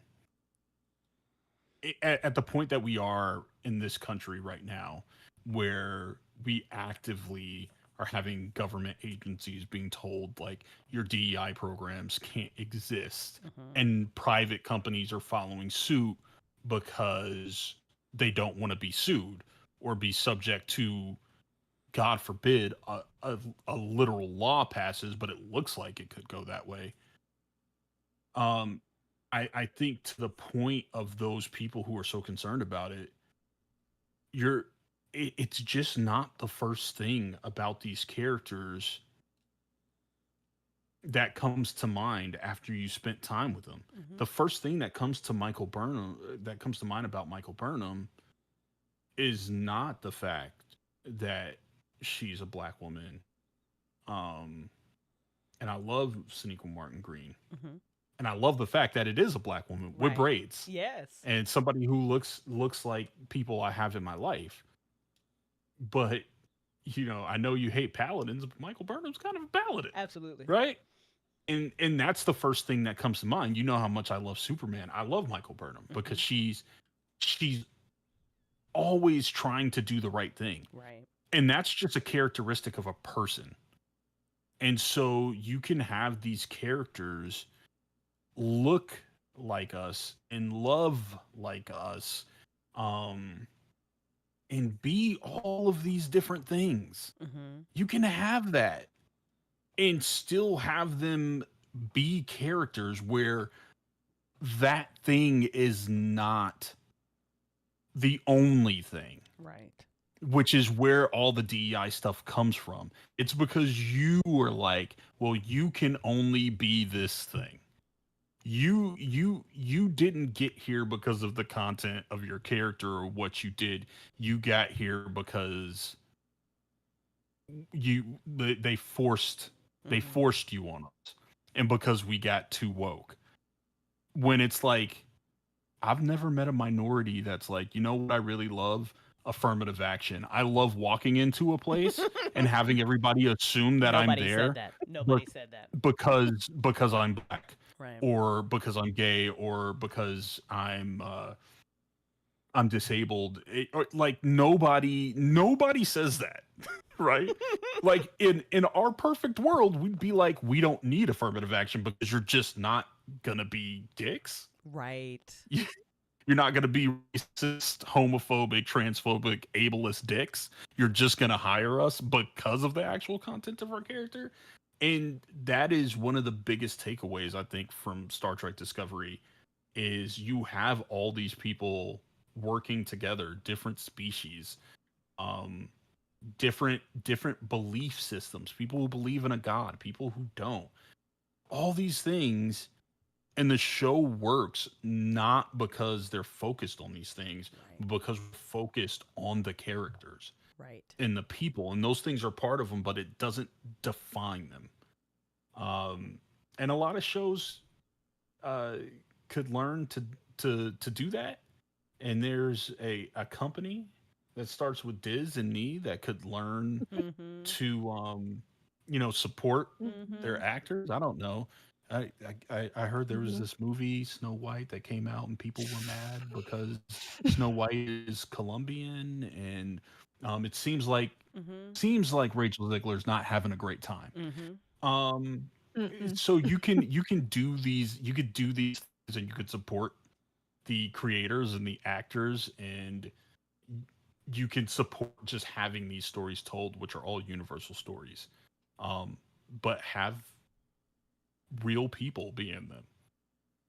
That's a legacy of Star Trek in general, and like you said, Hannah, it didn't always hit it, Right. but it was always aiming for it.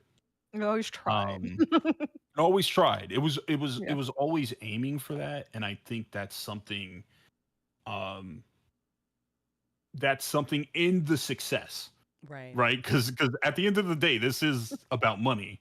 Like, Right. Yeah. this show was successful enough to have spinoffs, Right. which tells us that people like our podcast will go and watch these things and support it. And also, that means a bunch of straight white males are watching it too. Right. Because there's more of them than there are of us. So like they're watching it too.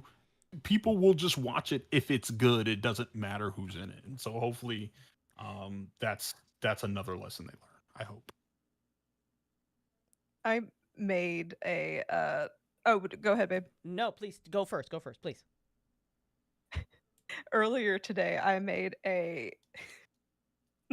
top Starfleet captains from best to worst, and soon I'm gonna put it in the Tales Discord because I know there are a couple people there that are gonna be like, that's some fiery takes. But I put Michael at the top, and I wrote that Cisco almost ties with Michael, and I put her in the top spot because I don't think there's been a captain with as much life experience as Michael has, because she goes from as a child living with her human parents, right? Mm. And then that horrible shit happened with the Klingons, and then she gets adopted into a Vulcan family, and you have to navigate the ins and outs of that society, and then the incredible disappointment of not getting into the Vulcan Science Academy. It's like the harshest blow you could give.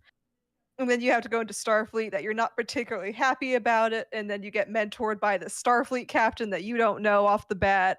So you go through your life with that, and then just constant things, and then going into the future and spending that year as a courier with Book. So much life experience. So I think that makes her so passionate and so there's so much depth that a lot of the captains don't quite have. Well, I have her above Cisco, even though I adore him as a captain. He always lived in that Starfleet bubble and never quite left. Well, Michael has definitely left the Starfleet bubble. Mm-hmm. Yeah, for sure. I think, JV, you said that, and I don't like Paladins. I really don't. I'm just. She really doesn't. I really guys. She don't. I really fucking don't. I doesn't. really don't. I'm so not down She'll with that. never write one. You'll never hear a Crystal Storm story that has a paladin at the center of it. Fuck no. But one of the reasons why I love Michael Burnham so much, and one of the reasons that I really loved that this show made me love Star Trek idealism, is because of Michael's journey and the characters that we got introduced, because this wasn't all rainbows and unicorns, right? And listen, I want rainbows and unicorns for us. I really fucking do. We are tired. We are exhausted. Humans on Earth, we deserve that shit. We really do. We deserve to have that paladin life. I swear to fuck we do, even though I don't like them as characters. But Michael, I mean, when we first meet Michael, she's got this incredible relationship with Philippa that she fucks up because she's like, nah, bro, fuck these ideals. We got to go punch these people in the throat. And she's wrong. And she learns that she's wrong. But even throughout all of this, she's holding on to these Star Trek ideals, but she's doing it in her way. She's doing it in a way that I thought made sense, that I thought was really realistic. I think one of my favorite scenes with her is literally that scene where her and Book are on that planet with the bug people, and they're trying to convince them to like come back to the fleet, but they're like, yo, no, no pressure or nothing. I'm just trying to drop some shit off. And there's literally just like a miscommunication where Book's talking about his cat, and now they think that Book has like fucking kidnapped a fucking queen because Book calls his cat a queen, and now they're fucking being shot at. And Book's like, yo, can we shoot back? And she's like, no, motherfucker, we cannot shoot back because we got to, be Starfleet and figure out what the fuck is happening. So now they're like trying to help them while being shot at, which is like, who does that? Who's just, you know what I'm saying? I don't know if I'm gonna do that. Like, bro, you're not just gonna shoot at me. Like, but like in that moment, you hope that you act like Michael Burnham, right? You hope that you have that intelligence and decorum to be like, like, hang on, my bad, you just didn't understand it. But I love that, and I loved watching. I mean, Philippa is another, Emperor Georgiou was another great character that had arcs that I thought were really beautiful and well deserved in how kind of they were portrayed in like that meeting where she's like, I thought there were no bad ideas, and they were like, no, it was a bad idea. We can't just blow up planets. Like, why? Whoa. I think that scene too where like Pike's giving the Admiral shit, and she's like, we didn't bring you to the fucking war so the best of us survive, so can you get off my back? And he's like, True. You know, like, so there were just some really nice moments. I could do a whole podcast on just moments of Star Trek Discovery that just live rent free in my Right? fucking head, because there was just so many good ones, right? So there was just so much about this show to love, and moments, and like you were talking about, JB, all these people were diverse, but you're not going into the show thinking about that. You're like, okay. Not at all. You're just like, we're on this adventure with these characters, and these are like my friends. My friends are this diverse. I have a fuck ton of all kinds of different friends. And I saw my friends on this fucking, spaceship Discovery, going on these amazing adventures. And when we talk about being loud about the things that you love, I want to make sure that we tell people too, because there have been some examples of diversity being forced into media, and nobody's fucking asking for that either. The new Terminator movie is a great example of not knowing fuck all about your fandom and trying to force diversity just to force it. Nobody fucking wanted that shit. I watched that shit. And I'm not a huge Terminator fan, but I could go on a whole rant about why the new Terminator movie was like, what the fuck are you trying to do? The Ghostbusters that they made, where they just replaced the original cast with women just to do that, like, nobody asked for that either. And I watched that too, and that was also like, nobody's asking for you to do that. So it is imperative that we be loud about what we love now. It is absolutely imperative.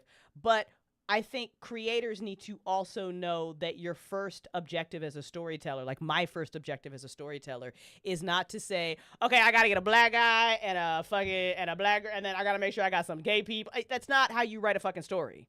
You start your story with an idea, with the plot, with the characters, and then hopefully these characters represent your lived experiences, or if it's sci-fi, you pull different things from it, whatever. I write stories about, like, the majority of my main characters will be women and bisexual, because that's who I am, and I want to see more of that represented in media, right? But the storytelling and the characterization has to come first. And I think it's important for us who actually have media literacy and are film critics like JV and, everybody on this podcast, to call out when people fuck up.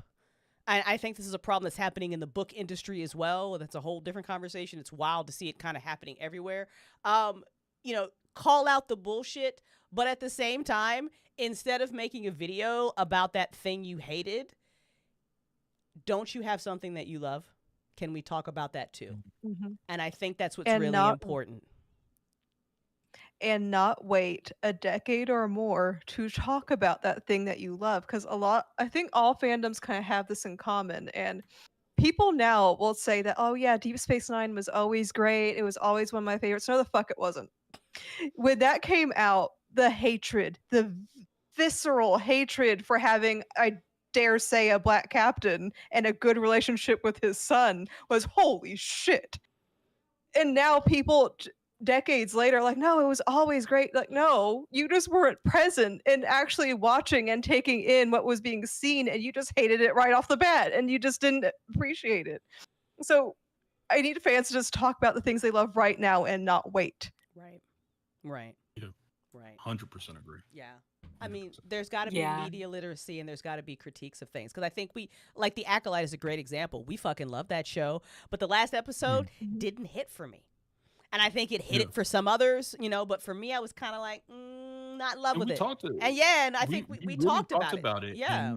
And I was really mixed on a lot of it. I was really high on the performance, but there was a lot of times, especially in the middle, where I was like, I don't necessarily like the storytelling choice, or I'm not understanding, not to get too deep in the weeds, but why are we not doing stuff back to back in some of these episodes that have to do with time and things like that? But there's a way to like talk about these things and be critical of them without I think without obliterating them. Right. Certainly. Because I want more of The Acolyte. Even though I think, like, I agree Right. with JV, I think there were some missteps. I think, I think we're going to talk about that too. We're going to talk about the Acolyte and Agatha all along and streaming in general. It's going to be part of a future conversation. And I'm going to get to your Tara. Welcome back. But I mean, at the same time too, like, the problems with the Acolyte wasn't the diversity. Again, this is fucking Star No. Wars. It's Star Wars, you guys. Where is Star Wars based? In a galaxy far, far away, right? We got space Right. wizards. We got starships. We got fucking katinas full of fucking aliens and little Baba Fook. I love that little motherfucker. Like, we've got all that, but everybody's only white. Yeah, like I mean, it kind of goes back to what Carl Sagan was saying, like all those years ago when they asked him, like, "What do you think of Star Wars?" And he was like, "Well, it's overwhelmingly male and it's overwhelmingly white, and this is supposed to be in a galaxy." And so, Star Wars has sort of caught up, Right. right? Right. And again, it kind of goes back to these things. Is like when you said don't force diversity, I really feel that, and I'll add an addendum onto it. If you are, say, casting a black man as Severus Snape, then you need to have an infrastructure for him and an understanding of the things he is going to go through. If you are casting Rachel Ziegler, who is literally not Snow White colored, then you need to have an infrastructure for her where she can feel safe and protected. That is not being soft. That is not being woke. That's the reality of where we live. And again, it's a loud minority, but that is the loudest minority. So when we are doing these things, because I don't want to talk about her, but if you were to ask her specifically when the Harry Potter play came out, and the young lady that was playing Hermione was black on the West End in London, and when they asked She Who Shall Not Be Named about why, she said, "Well, did you read the book? And did you look at the description? Did you see the description of her hair? Did you ever hear me once say that her skin color looked a specific way?" Like, you painted that picture, and then of course Emma Watson, by no fault of her own, comes along and has her portrayal. But that's an example of, like, it can be anybody, but then we need to protect these people, these creators, these actors, as they're doing this. But I 100% agree with you. Like the four women who were in the Ghostbusters movie, love those four women. Fucking hilarious. There are a lot of things I liked about that movie. Just don't make it a Ghostbusters movie. Right. It doesn't have to be a Ghostbusters movie. Or if there are those four women, there's a way that you can do that respects the fandom. And that's really what has to be understood when you're doing something like that. You have to. And it's a hard line. Right. Like it's a tightrope. Right, it is. But I mean, I could have given them 85,000 different ways that you could introduce four new women as Ghostbusters that still honored the four guys that came there before. Instead of, well, let's just do a remake of Ghostbusters, instead of it being guys, it was women. Did you watch Ghostbusters? Do you know anything about Ghostbusters? Do you know anything about what Ghostbusters was about? Like, who needed that? Like, nobody needed that, wanted that, asked for that. Fuck you doing? It was just, Yeah. But and bring it, and when you bring that back around to Star Trek, when you bring that back around to Star Trek, like, it just makes sense that these people are playing these characters, and it doesn't feel forced. It just feels natural. And so it's a really good example of a way to take legacy media and still evolve it, have it reflect what came in the past, but still be breaking towards something new. Isn't it wild that breaking towards something new is just having different people in different roles? I blowing my mind. Crazy. That's crazy. That's crazy. Tarrah, educate everybody. That lovely voice of yours. Hello everybody. I'm back. Welcome back. Ooh. I know. I'm so excited. Hello.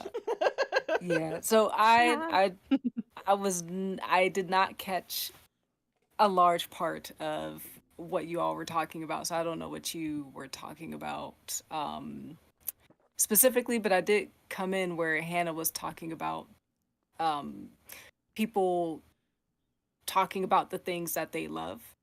And yeah, that's important. I also don't feel like everybody needs a podcast, to be honest. I don't think everybody needs that. I don't think everybody needs podcasts. We don't need 10 million videos because there's already too many videos. Like, I think one thing that She needs this um I think I think one thing that is I think that one thing that has happened with, with streaming and with everybody buying a microphone and holding it in their hands as they record videos, is that everybody's watching things so that they can talk about them, as opposed to, and I have multiple feelings about things that's going to come, and this is a stream of consciousness thing, so just bear with me. But there's a lot of people watching things for the sake of talking about them for an audience, for content and clicks. And that, and then there's media that's being created specifically for people to watch it and then to go online and talk about it for content and clicks so that they can do it again and again and again. And I feel like that, in a lot of ways, it drains it drains the, like, the creative aspect of just creating things, and it drains the, I, there's a word I'm looking for that I cannot think of right now, but I feel like the magic in watching things is lost in a lot of ways because of that kind of culture that exists. And I I really miss, like, one of the things that I really miss is watching something and talking about it with my family or talking about it with my friends, like just having that magic of, oh my gosh, did you see that? And da, da, da, and not being inundated with a million things everywhere I go, not hearing it on, like on the radio or on TV, and on the internet, and then having ads pop up with it because they're stealing your information, and they got the cookies, and the cookie saw that you looked at the ad on the thing, and now it's giving you another ad for the thing. Like, we're so inundated with information that I think a lot of people have just forgotten how to be in the moment with things, and not being in the moment for the sake of the next moment. It's like, no, just be in the moment just to be in a moment and enjoy that. Like, I feel like that preciousness is lost in a lot of ways, um in some aspects. And on the other hand too, as far as people talking about things that they love, that is very important. That's actually important for mental health in general in life. And it's also, I feel, important so that you can try to beat the algorithms, because if it's so weird because they're like, oh, the algorithms, as if the algorithms are you know separate from the humans that This can push a entity button that and is out change. there, this Big Brother entity that is watching us. As if Right. we're not the ones telling the algorithm what we Well, want. it's not even like just the us, like the people engaging with these things. It's on the back end, because all, like, with what Instagram did when their change, when they decided that they wanted to go from a strictly photographic app, moving towards reels and videos and longer videos and stuff. They did that, and they were telling creators, oh no, you have to do this now. Like, instead of, if you post a photo, people aren't going to engage with that. But why weren't people engaging with that? Because when they would post a photo, that they were pushing the videos on the back end, they were pushing the videos towards people's feeds, and then they were pushing videos from people that the people didn't even follow, and they're like, I don't even know this person, why am I seeing it? I want to see my friend's stuff.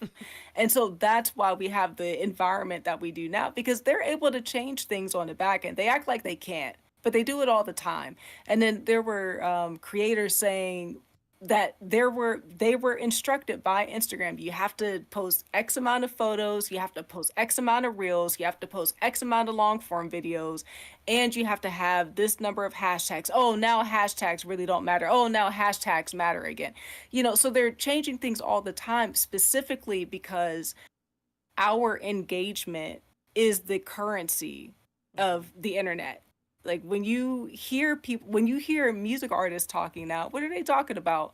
Oh, we've got X amount of streams now. It's like, that doesn't mean shit. It's like, to me, it means something within the context of what, like how streaming is for music now. But as far as like an artist back in the day, when you've got people going platinum and diamond and shit, that was actual albums sold, like actual physical units sold. So that's a lot. But now it's like, oh yeah, look at how many streams we got. And yet you have artists that are being paid 3 cents to the dollar. So sure, you can have millions of streams, but that doesn't mean anything because the artist really isn't being paid. But that's a separate conversation. But anyway, Hold on to that thought there, because that is, I don't think we were meaning to talk about music in our upcoming conversation about streaming and things.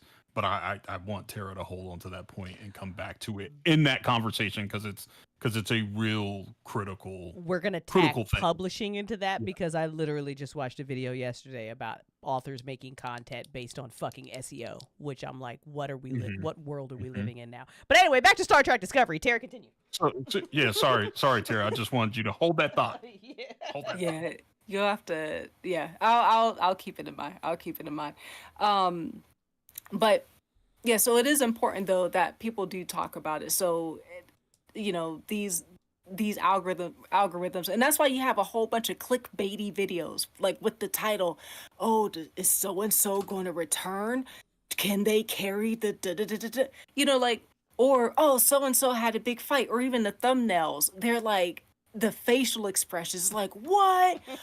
Oh my gosh, like this super surprised, overly dramatized face. Like, we have to do that for the thumbnail for this. We gotta get it's like I miss the old content where it's like, don't try to sell me anything. Right. Like just say what you're going to say, and I don't need you to be raging about it, especially if it's a fictional show where you are not making any money off of it. You're literally just watching it. You're not being paid by anybody to give your opinion. In the outrage now, apparently. So that's why we got to flip that on the script. And that's why we got to prove. We are trailblazers out here, baby. Because we titled this motherfucker Star Trek Discovery is the best. We didn't title it Star Trek Discovery is woke.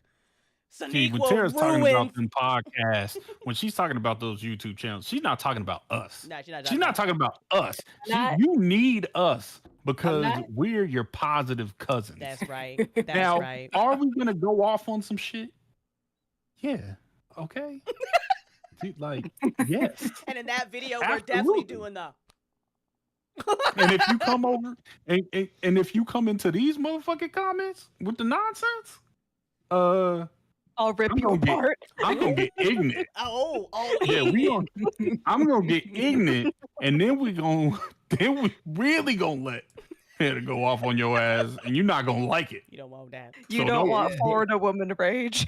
You don't want that. You don't. You don't want that. You don't. She told me a story about an alligator. Like, you don't want to fuck with her. You know why with that? I did not watch all the Trek shows and the movies for Andy from Arizona to tell me that Discovery is too woke. Shut the fuck Andy up. From Arizona. Wow, there's going to be somebody named Andy from Arizona that said, I didn't even say anything about Discovery. What the fuck? And now, right? What did I do? But yeah, like definitely talk life into the things that you love, and it also and still even though people will talk shit about stuff, you know, if you love what you love, and also if what you love is actually something that is not actively intentionally hurting somebody else, then go ahead and love it big and love it loud. But if what you love is something that is actively and intentionally hurting people, or maybe unintentionally hurting people, and people are saying, hey, you know, y'all need to fix this, and then the creator's like, no, we don't care, then no, you should be ashamed. Right. Like, we need to bring shame back. You should be embarrassed with Yes. that. That Yeah. 100%. like Also, people um, need to just it's scroll on wild. by. People need to learn how to fucking scroll on Mhm. by. Okay, listen, I do not. We talked about it earlier. I don't fucks with the Last Jedi, but I swear to God, once a year when I was on Twitter, I'm not there no more because fuck Nazis. I don't judge y'all if y'all are. I get it, but there once a No, year. absolutely judge Nazis. Well, yeah, I fuck Nazis, but yeah, but like once a year, they'd be like, I love the fucking Last Jedi. Do you know what I did? Instead of finding everybody's post who was like, I fucking love The Last Jedi. The Last Jedi was so great, blah, blah, blah. Do you know what I did with those posts? I scrolled by. I just went, that's not for me. Mhm. Because Okay? you got to remember, there's those people when in Tara, to your point, I think like sharing it with the people that you love to share things with, um, you know, one of the things that people who listen to us, and I hope lots of people do, and I hope they enjoy it. But you know, they don't get to share in our conversations inside the chat, and we often talk about things that we're probably never gonna really talk about on here. Talk about things that we love, whether that's pieces of art or books or whatever it is.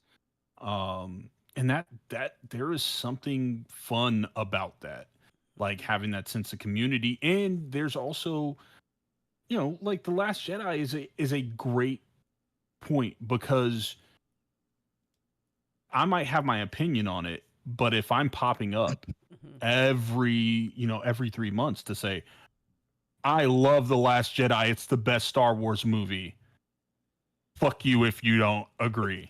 Then you know what that is. Right. Like that is engagement. It's negative It's engagement. engagement farming, is what To that is.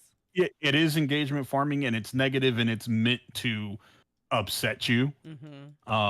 Whatever that thing is doing, and that person doesn't probably really have any sort of opinion. Right. You know, most of the time, I think these people don't. Um, and so it's kind of like you know, bringing it back to Discovery, it's a show that it has 84% on Rotten Tomatoes. That's serious. That's that's really that's really Four really good. points more than the original series. 4 points more And So the and that original series? Oh, that's than the crazy. original series. But that tells you the impact Mm-hmm. that it's having. And I think I know one of the reasons Crystal and Hannah want to do this is because we want to champion things that or like does Star Trek need a champion? JV? Probably not. Right.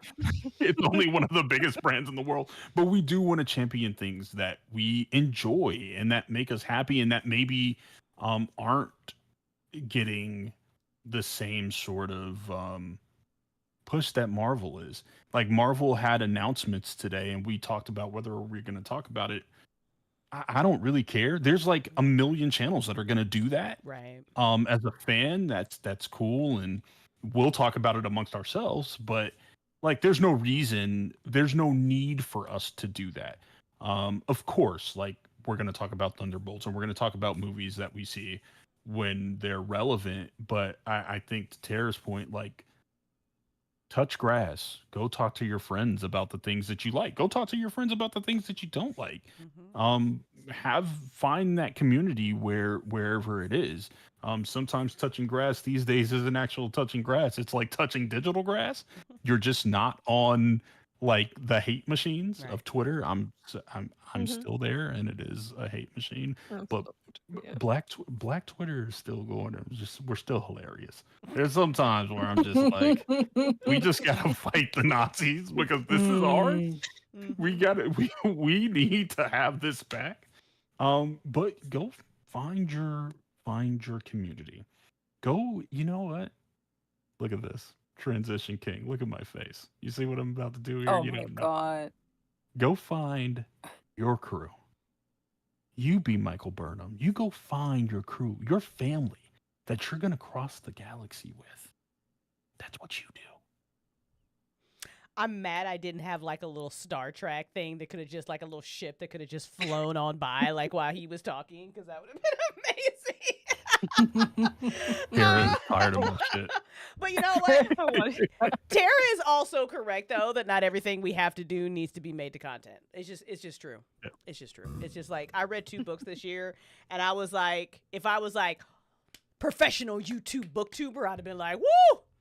But I was ambivalent about them. You know, I could have made a hate, but I was just like, nah, I'll just wait till I find something that I really fucking want to talk about. So wait till you got that thing that you're like, I just spent 8 hours talking about this with my friends. Now give us your voice on that thing. But don't just stop just making shit to make shit, and understand your responsibility when you talk into this microphone. Understand your responsibility as a content creator when you share your opinions with the world. Don't lose that, because 1, bring back shame. 2, Michael Burnham and Captain Giorgio would be mad at me, but sometimes you gotta punch people in the throat. Like, that's for real though. Like, sometimes, you know. But anyway, 100% bring back shame. Not kink shame. Not kink Well, shame. some kink shame. maybe some. Some kink shame, Some. because, Some y'all weird. you know, Y'all weird. but not most of it. Yeah. Not Listen, most of we're it. very If sex my positive wife here. listens to this, she's going to be so mad. But don't. Yeah. But bring back shame, just not kink shame. And listen I to just wanna listen make that to clear. Tales After Dark. Listen to Tales After Dark. It's very kinky. Oh yeah. Yeah, go listen to Tales After Dark. All right, let's wrap this up. Let's wrap this up. Final thoughts. Why you love Discovery? If you have a favorite scene you want to reminisce, let's do a last love fest. Tara, you start us off. Probably one of my favorite scenes is the scene where I think it was when around the time when Book and Michael first met, and then Book was like, no, because Michael needed something. I think it was like dilithium or whatever. And then Book was like, oh, we got to go to this place. So then they go, and for some reason, was it the Orions? They stabbed or they shot Michael with a like some kind of drug. I or know what you're whatever, talking about. and Yeah. he got high. Man, Soneqa's performance in that scene is just off the charts, because they stick her with the well, it's not a needle because it's Star Trek, so it's like, I don't know, Like a like whatever gun they or do. whatever. Yeah, space needle gun. We don't know. And so, and then the camera work and everything to show her change in the state of mind, and just the way she said, damn, like I was like, oh my gosh. And she's like, she's just out there. And then with Michael, because Michael is super cerebral. She's like all in the head, always thinking, you know, a million steps ahead of everybody. But to see her in that scene be so externally, well, how do I want to describe this? She was examining herself externally. Like, this is not something that was necessarily happening in her head, but most likely these are thoughts that she would have in her head constantly about, you know, did I make the right choice? But Soneqa's delivery in that, it's just like a stream. I don't know, because then I do this and I feel like that I need to say everybody all the time, and I don't, maybe I need to do this. And then just her laugh, and she just goes up and down and up and down, and it doesn't feel forced. It does not feel forced. It does not feel, it feels very organic for that character. And just watching it, like, I feel like I could feel how much fun Soneqa might have been. You know, it's TV. They probably had to shoot that scene like a million times, you know, after blocking so many different ways and getting all these different camera angles and getting different camera shots. Like, we got to do the close up here, we got to pull the camera back, doing all that stuff.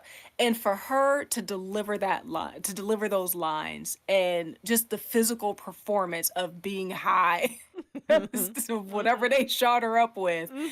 And it's so I can say when I first saw that scene, I played it back a couple of times because I was just so excited to see her perform. I'm just like, this is a magnificent performance for an actor. And like, I was clapping for her, like, Sonequa, you did that shit. Like, you really did that shit. This is amazing. Yes. Like, this is class act acting right here for me because Michael is such a huge character.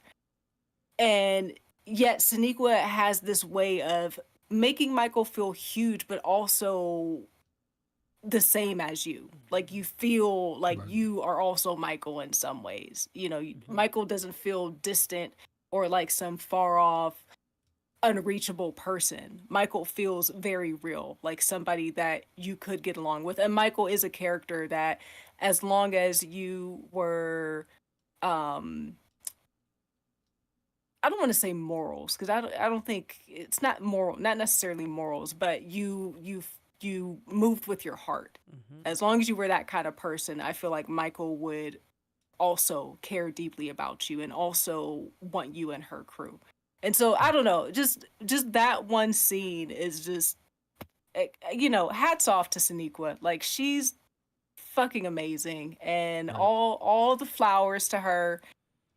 If you want to watch great acting, just watch that scene and watch Sonequa's performance, the physical performance, but then also just listen to, like, close your eyes and listen to her spout all this off and just make it seamless. So that was one of my favorites. I know that scene. As soon as you said it, I was like, yes, yes, it's a great fucking scene. It really is. I heard when she first met Book, their whole interaction was like, That was great. Yeah. it was so good. It was just so fucking good. Like, I love that she was like Starfleet turned fucking smuggler for a couple of episodes like that. I love it. The man with the flag, the man that got up every day. Oh my gosh. I cried the first time I watched that episode. I cried the second time I watched that episode. I'm gonna just go real quick. I'm gonna let JV go. We didn't talk enough about Michelle Yeoh, and I'm a Michelle Yeoh fangirl. Like, I fangirl as fuck over Michelle Yeoh. I feel like Hannah really introduced me to her as like I ain't know. I was ignorant for a large majority of my life, and then like I found her, and I was like, oh my gosh, she's amazing. But Philippa Georgiou, I want all of it. I want her to be in. I haven't even seen Section 31. I've seen the reviews. I don't give a fuck. I'm gonna watch it myself, and I'm gonna love it just because she's playing Philippa Georgiou. Just because I get to watch Philippa Georgiou be a fucking sassy, awesome woman for 2 hours. I don't care. Like, I don't care. I just want to hear her like make fun of people and beat them up for 2 hours. Like, that's all I want. Like, JV just wants like Ludacris and to be in space with fucking. I want Philippa Georgiou to just for 2 hours to just be a bully and beat people up, and I'm gonna be happy. Like, I'm not gonna want anything else in life. But I'm a huge fan of face acting. Like, I love when actors can convey emotion and you know, with their face. Anna Torv did an amazing job of that in Fringe. Tatiana Maslany, I feel like we could do a whole fucking show on Orphan Black, and we need to at one point, because what the fuck? Why don't more people talk about how amazing Orphan Black is, or just how amazing Tatiana Maslany is? Like, that's crazy. But there was so much that was conveyed with facial expressions throughout Discovery as well. Michael and Philippa, their relationship, with the captain and the telescope, and then she got the telescope from the captain and the message. And then with Philippa and the Take Me to My Doom, Archangel Michael, and fucking everything, like, you know, they only learn from pain, and why don't people, okay, one of my favorite scenes in Discovery, I'm gonna give it over to JV, is when Philippa gets taken back to the Empire, and she's got to make the right choice this time. And she goes into Michael's cell, and she talks about how Michael used to have night terrors, And she really loved that because she would follow Michael out to this field of fireflies and she would hang out with her in this field. And she really felt like that mother daughter connection. And like she even brought her some fucking fireflies in like a jar. And it's so toxic, but it's so sweet at the same time.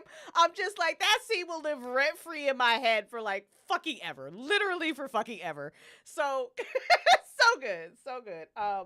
No, I couldn't pick a favorite moment in Discovery. I loved literally all of it. Such a fun show. And it ended happy. I'm going to just spoil it. It had a Yes. happy ending too. It felt like a satisfying ending. No, actually, that's a lie. There is an AI on the Discovery. We love her. I forgot her name. And Zora. I need to know what happens to Zora immediately. I need to know that That shit Zora. made me cry. That's That how made me serious. cry. That I need to know that Zora is okay and she is not just out there alone. So whoever's in charge of writing the Discovery, I'm coming for you. I'm coming for you to find out what the fuck you did to Zora. I'm on the way. JV, go ahead. Yeah, I'll just be super quick. I love Saru. I love just Oh the my God, character yes. development and just everything about that character and kind of finding himself and finding more layers and discovering his literally just discovering that his people were not what he was always told they were, which surprise surprise resonates with me. And then I love, and so I'm a big black guy from South Central that just loves love. I That's also what I love. love. We love love too. No, Yeah, I bro. love. And I love I love Hugh and Stamets, um and I just love their love. I just think it's such a good example, I think, of what love is, and kind of the ups and the downs, and what it means to be with somebody and stand by them, um even when they're kind of pushing you away. um and I just love that, and I love that they formed a family, um and that they gave kid's name Adira. Adira, um that they let Adira be Adira, um and as a dad there is something specifically about like letting Adira get a little bit more freedom, letting them find their way, especially in these things where you're just like, oh, I don't want you to go. I'm not sure about this thing. Um, and so, yeah, I just love that portrayal of, um, of a relationship, of spouses, and kind of the ups and the downs, and just their pure love for each other, their pure love for Adira, and that family aspect.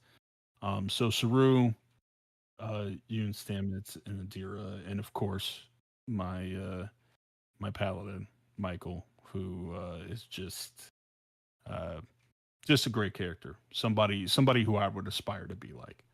So that's what I got. I'd agree with that 100%. But then you brought up Stamets, Yeah. and y'all remember when Michael's got to put Stamets in that little I was escape just about pod? to talk about I'm that. gonna let you talk Mhm. about. Oh, go ahead, babe. Go ahead. It's your turn. It's your turn. I was right about to talk. I've got two kind of sort of. Well, I got two right off the bat, and definitely that one where Hugh, Saru, Adira, and Michael temporarily are on that structure on that moon or something that's about to be caved in, destroyed, and of course all the radiation poisoning. And when she has to like stop Stamets from going down there and lock him in that transport, that line he screams, "My whole life is down there," fucked me up. Like that was incredible fucking acting, bro. Two of It was them just so murdered good. that scene. That was so hard. That was And a great episode. I adore the consequences because after that scene, he and Michael barely talked to each other. It was always so civil, very on the job speak until considerably later. So I just look because that's a hard thing to recover from because both of them were technically right, but there's no solution that's good. Yeah, no, that's But 100%. another, it's just so much great acting in this show. It's hard to pick So because good. another one that comes to mind is again just how much range Sonequa Martin has, and especially range with chemistry with other actors. Because another one that comes to mind is the episode "Vaulting Ambition." It's in season 1, where she has to navigate the mirror universe and keep up this facade of being this type of Michael, and then she has to protect the Discovery crew who's also dealing with their own shit, to having to deal with Lorca, who's being tortured for like every second he's in the mirror universe, and then having to come face to face with Emperor Giorgio, and she still has that trauma of watching her captain die in front of her and having to navigate the pitfalls of all that. It's just that entire episode. I loved her range of having to navigate all these layers and interact with all of these characters who are so fucking different. 100%. No, 100%. That was also good. And I want to go back and like watch Discovery again now. We're sitting here talking about it. It makes me want to go Right? fucking watch Discovery again because it's so fucking good. Did we talk about how frightening it was, the compare and contrast? Because we met Captain Giorgio, and then we met Emperor Giorgio, and then how tense and frightening it was watching her cosplay as Captain Giorgio walking on to that bridge, and the whole crew looks uneasy, like they don't know yet, but they feel something's uneasy, and she don't look right. She don't look right. She don't look like Captain Giorgio. That was a brilliant piece of acting by Michelle Yeoh. That just was.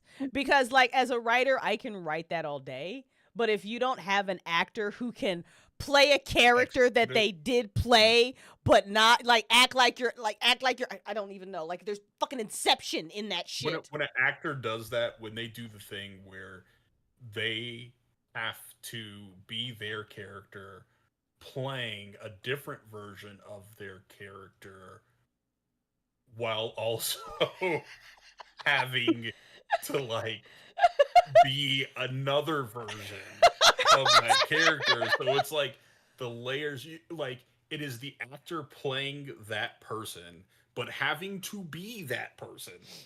Like so, it's their interpretation of who that person is. It's just We need like a she fucking diagram. she does like such a delightful job of it, but and also you get to like the base level of okay, well, she herself is being a character that is being a character that has to specifically be a certain way. And, yeah, I agree. Yeah, no, that scene was Frightening to watch because her face was different, her walk on the bridge was different, everything was just so different. It was just like you could tell unsettling. she was acting, but she was also being it, so it worked. But and so because if I was on the Discovery crew, I would have been like, "Oh shit, my captain's back," but something's off. But my captain's back. It was just a brilliant piece of acting, and I got to give a shout out to the Discovery writers before we leave too, because I feel like they gave the crew so much to work with. Mhm. And I think the writing got better as it went along as well. I think they just kind of really settled into it and it just got stronger, because I remember, I don't think the opening line of Discovery is very strong. I think the first 30 seconds is a little bit of exposition to kind of bring you into it. It's a lot of Star Trek, we know what the fuck we're doing. We're just going to say a whole lot of Star It's pretty Trek on words. par with it's pretty on par with all the other treks that kind of do the same thing. I don't know if that's a Trekkie thing, like, we made a bigger Death Star or a different Death Star, or if it's a new Death Star. I get it. I understand. I'm in fandoms. I get it. But The yeah, only one I feel like that didn't do that was probably Deep Space Nine because they start you with like, here is some text of fuck shit that's happening. We're gonna throw you right into the chaos. love it, love it, love it, Everyone else did the same thing where it was just exposition. love it. But yeah, Tara says she watches Discovery for acting classes. Legit. I think you should. I think, like we talked about, like JV said, I think succinctly, Discovery is something that if you want to make a TV show, you should watch Discovery because I think that's how you do it. It's a great place to understand. I think understanding how to meld plot and character, and I think it's one of the shows that has done it the best, and it's just kind of underrated. But I think especially if you, I think specifically, I think if you want to tackle genre as a writer or as a director and you're trying to figure out like how do I tackle it, it doesn't necessarily have to be that genre, but I think genre can be sometimes a little difficult, and characters can get away from you for plot, and good place. I think it's a good place to start, especially if you're looking at a modern show and you're trying to figure out how do we marry these things together. That's a great place to start. Love that. Love that. All right, y'all. That is it. We will close this captain's log. We will thank you for being on the bridge with us this evening and joining us for this wonderful deep dive that we have taken into Star Trek Discovery. We hope you two will talk about how much you love Discovery and talk more about the things you love. Fuck all you haters. Good night. Mhm.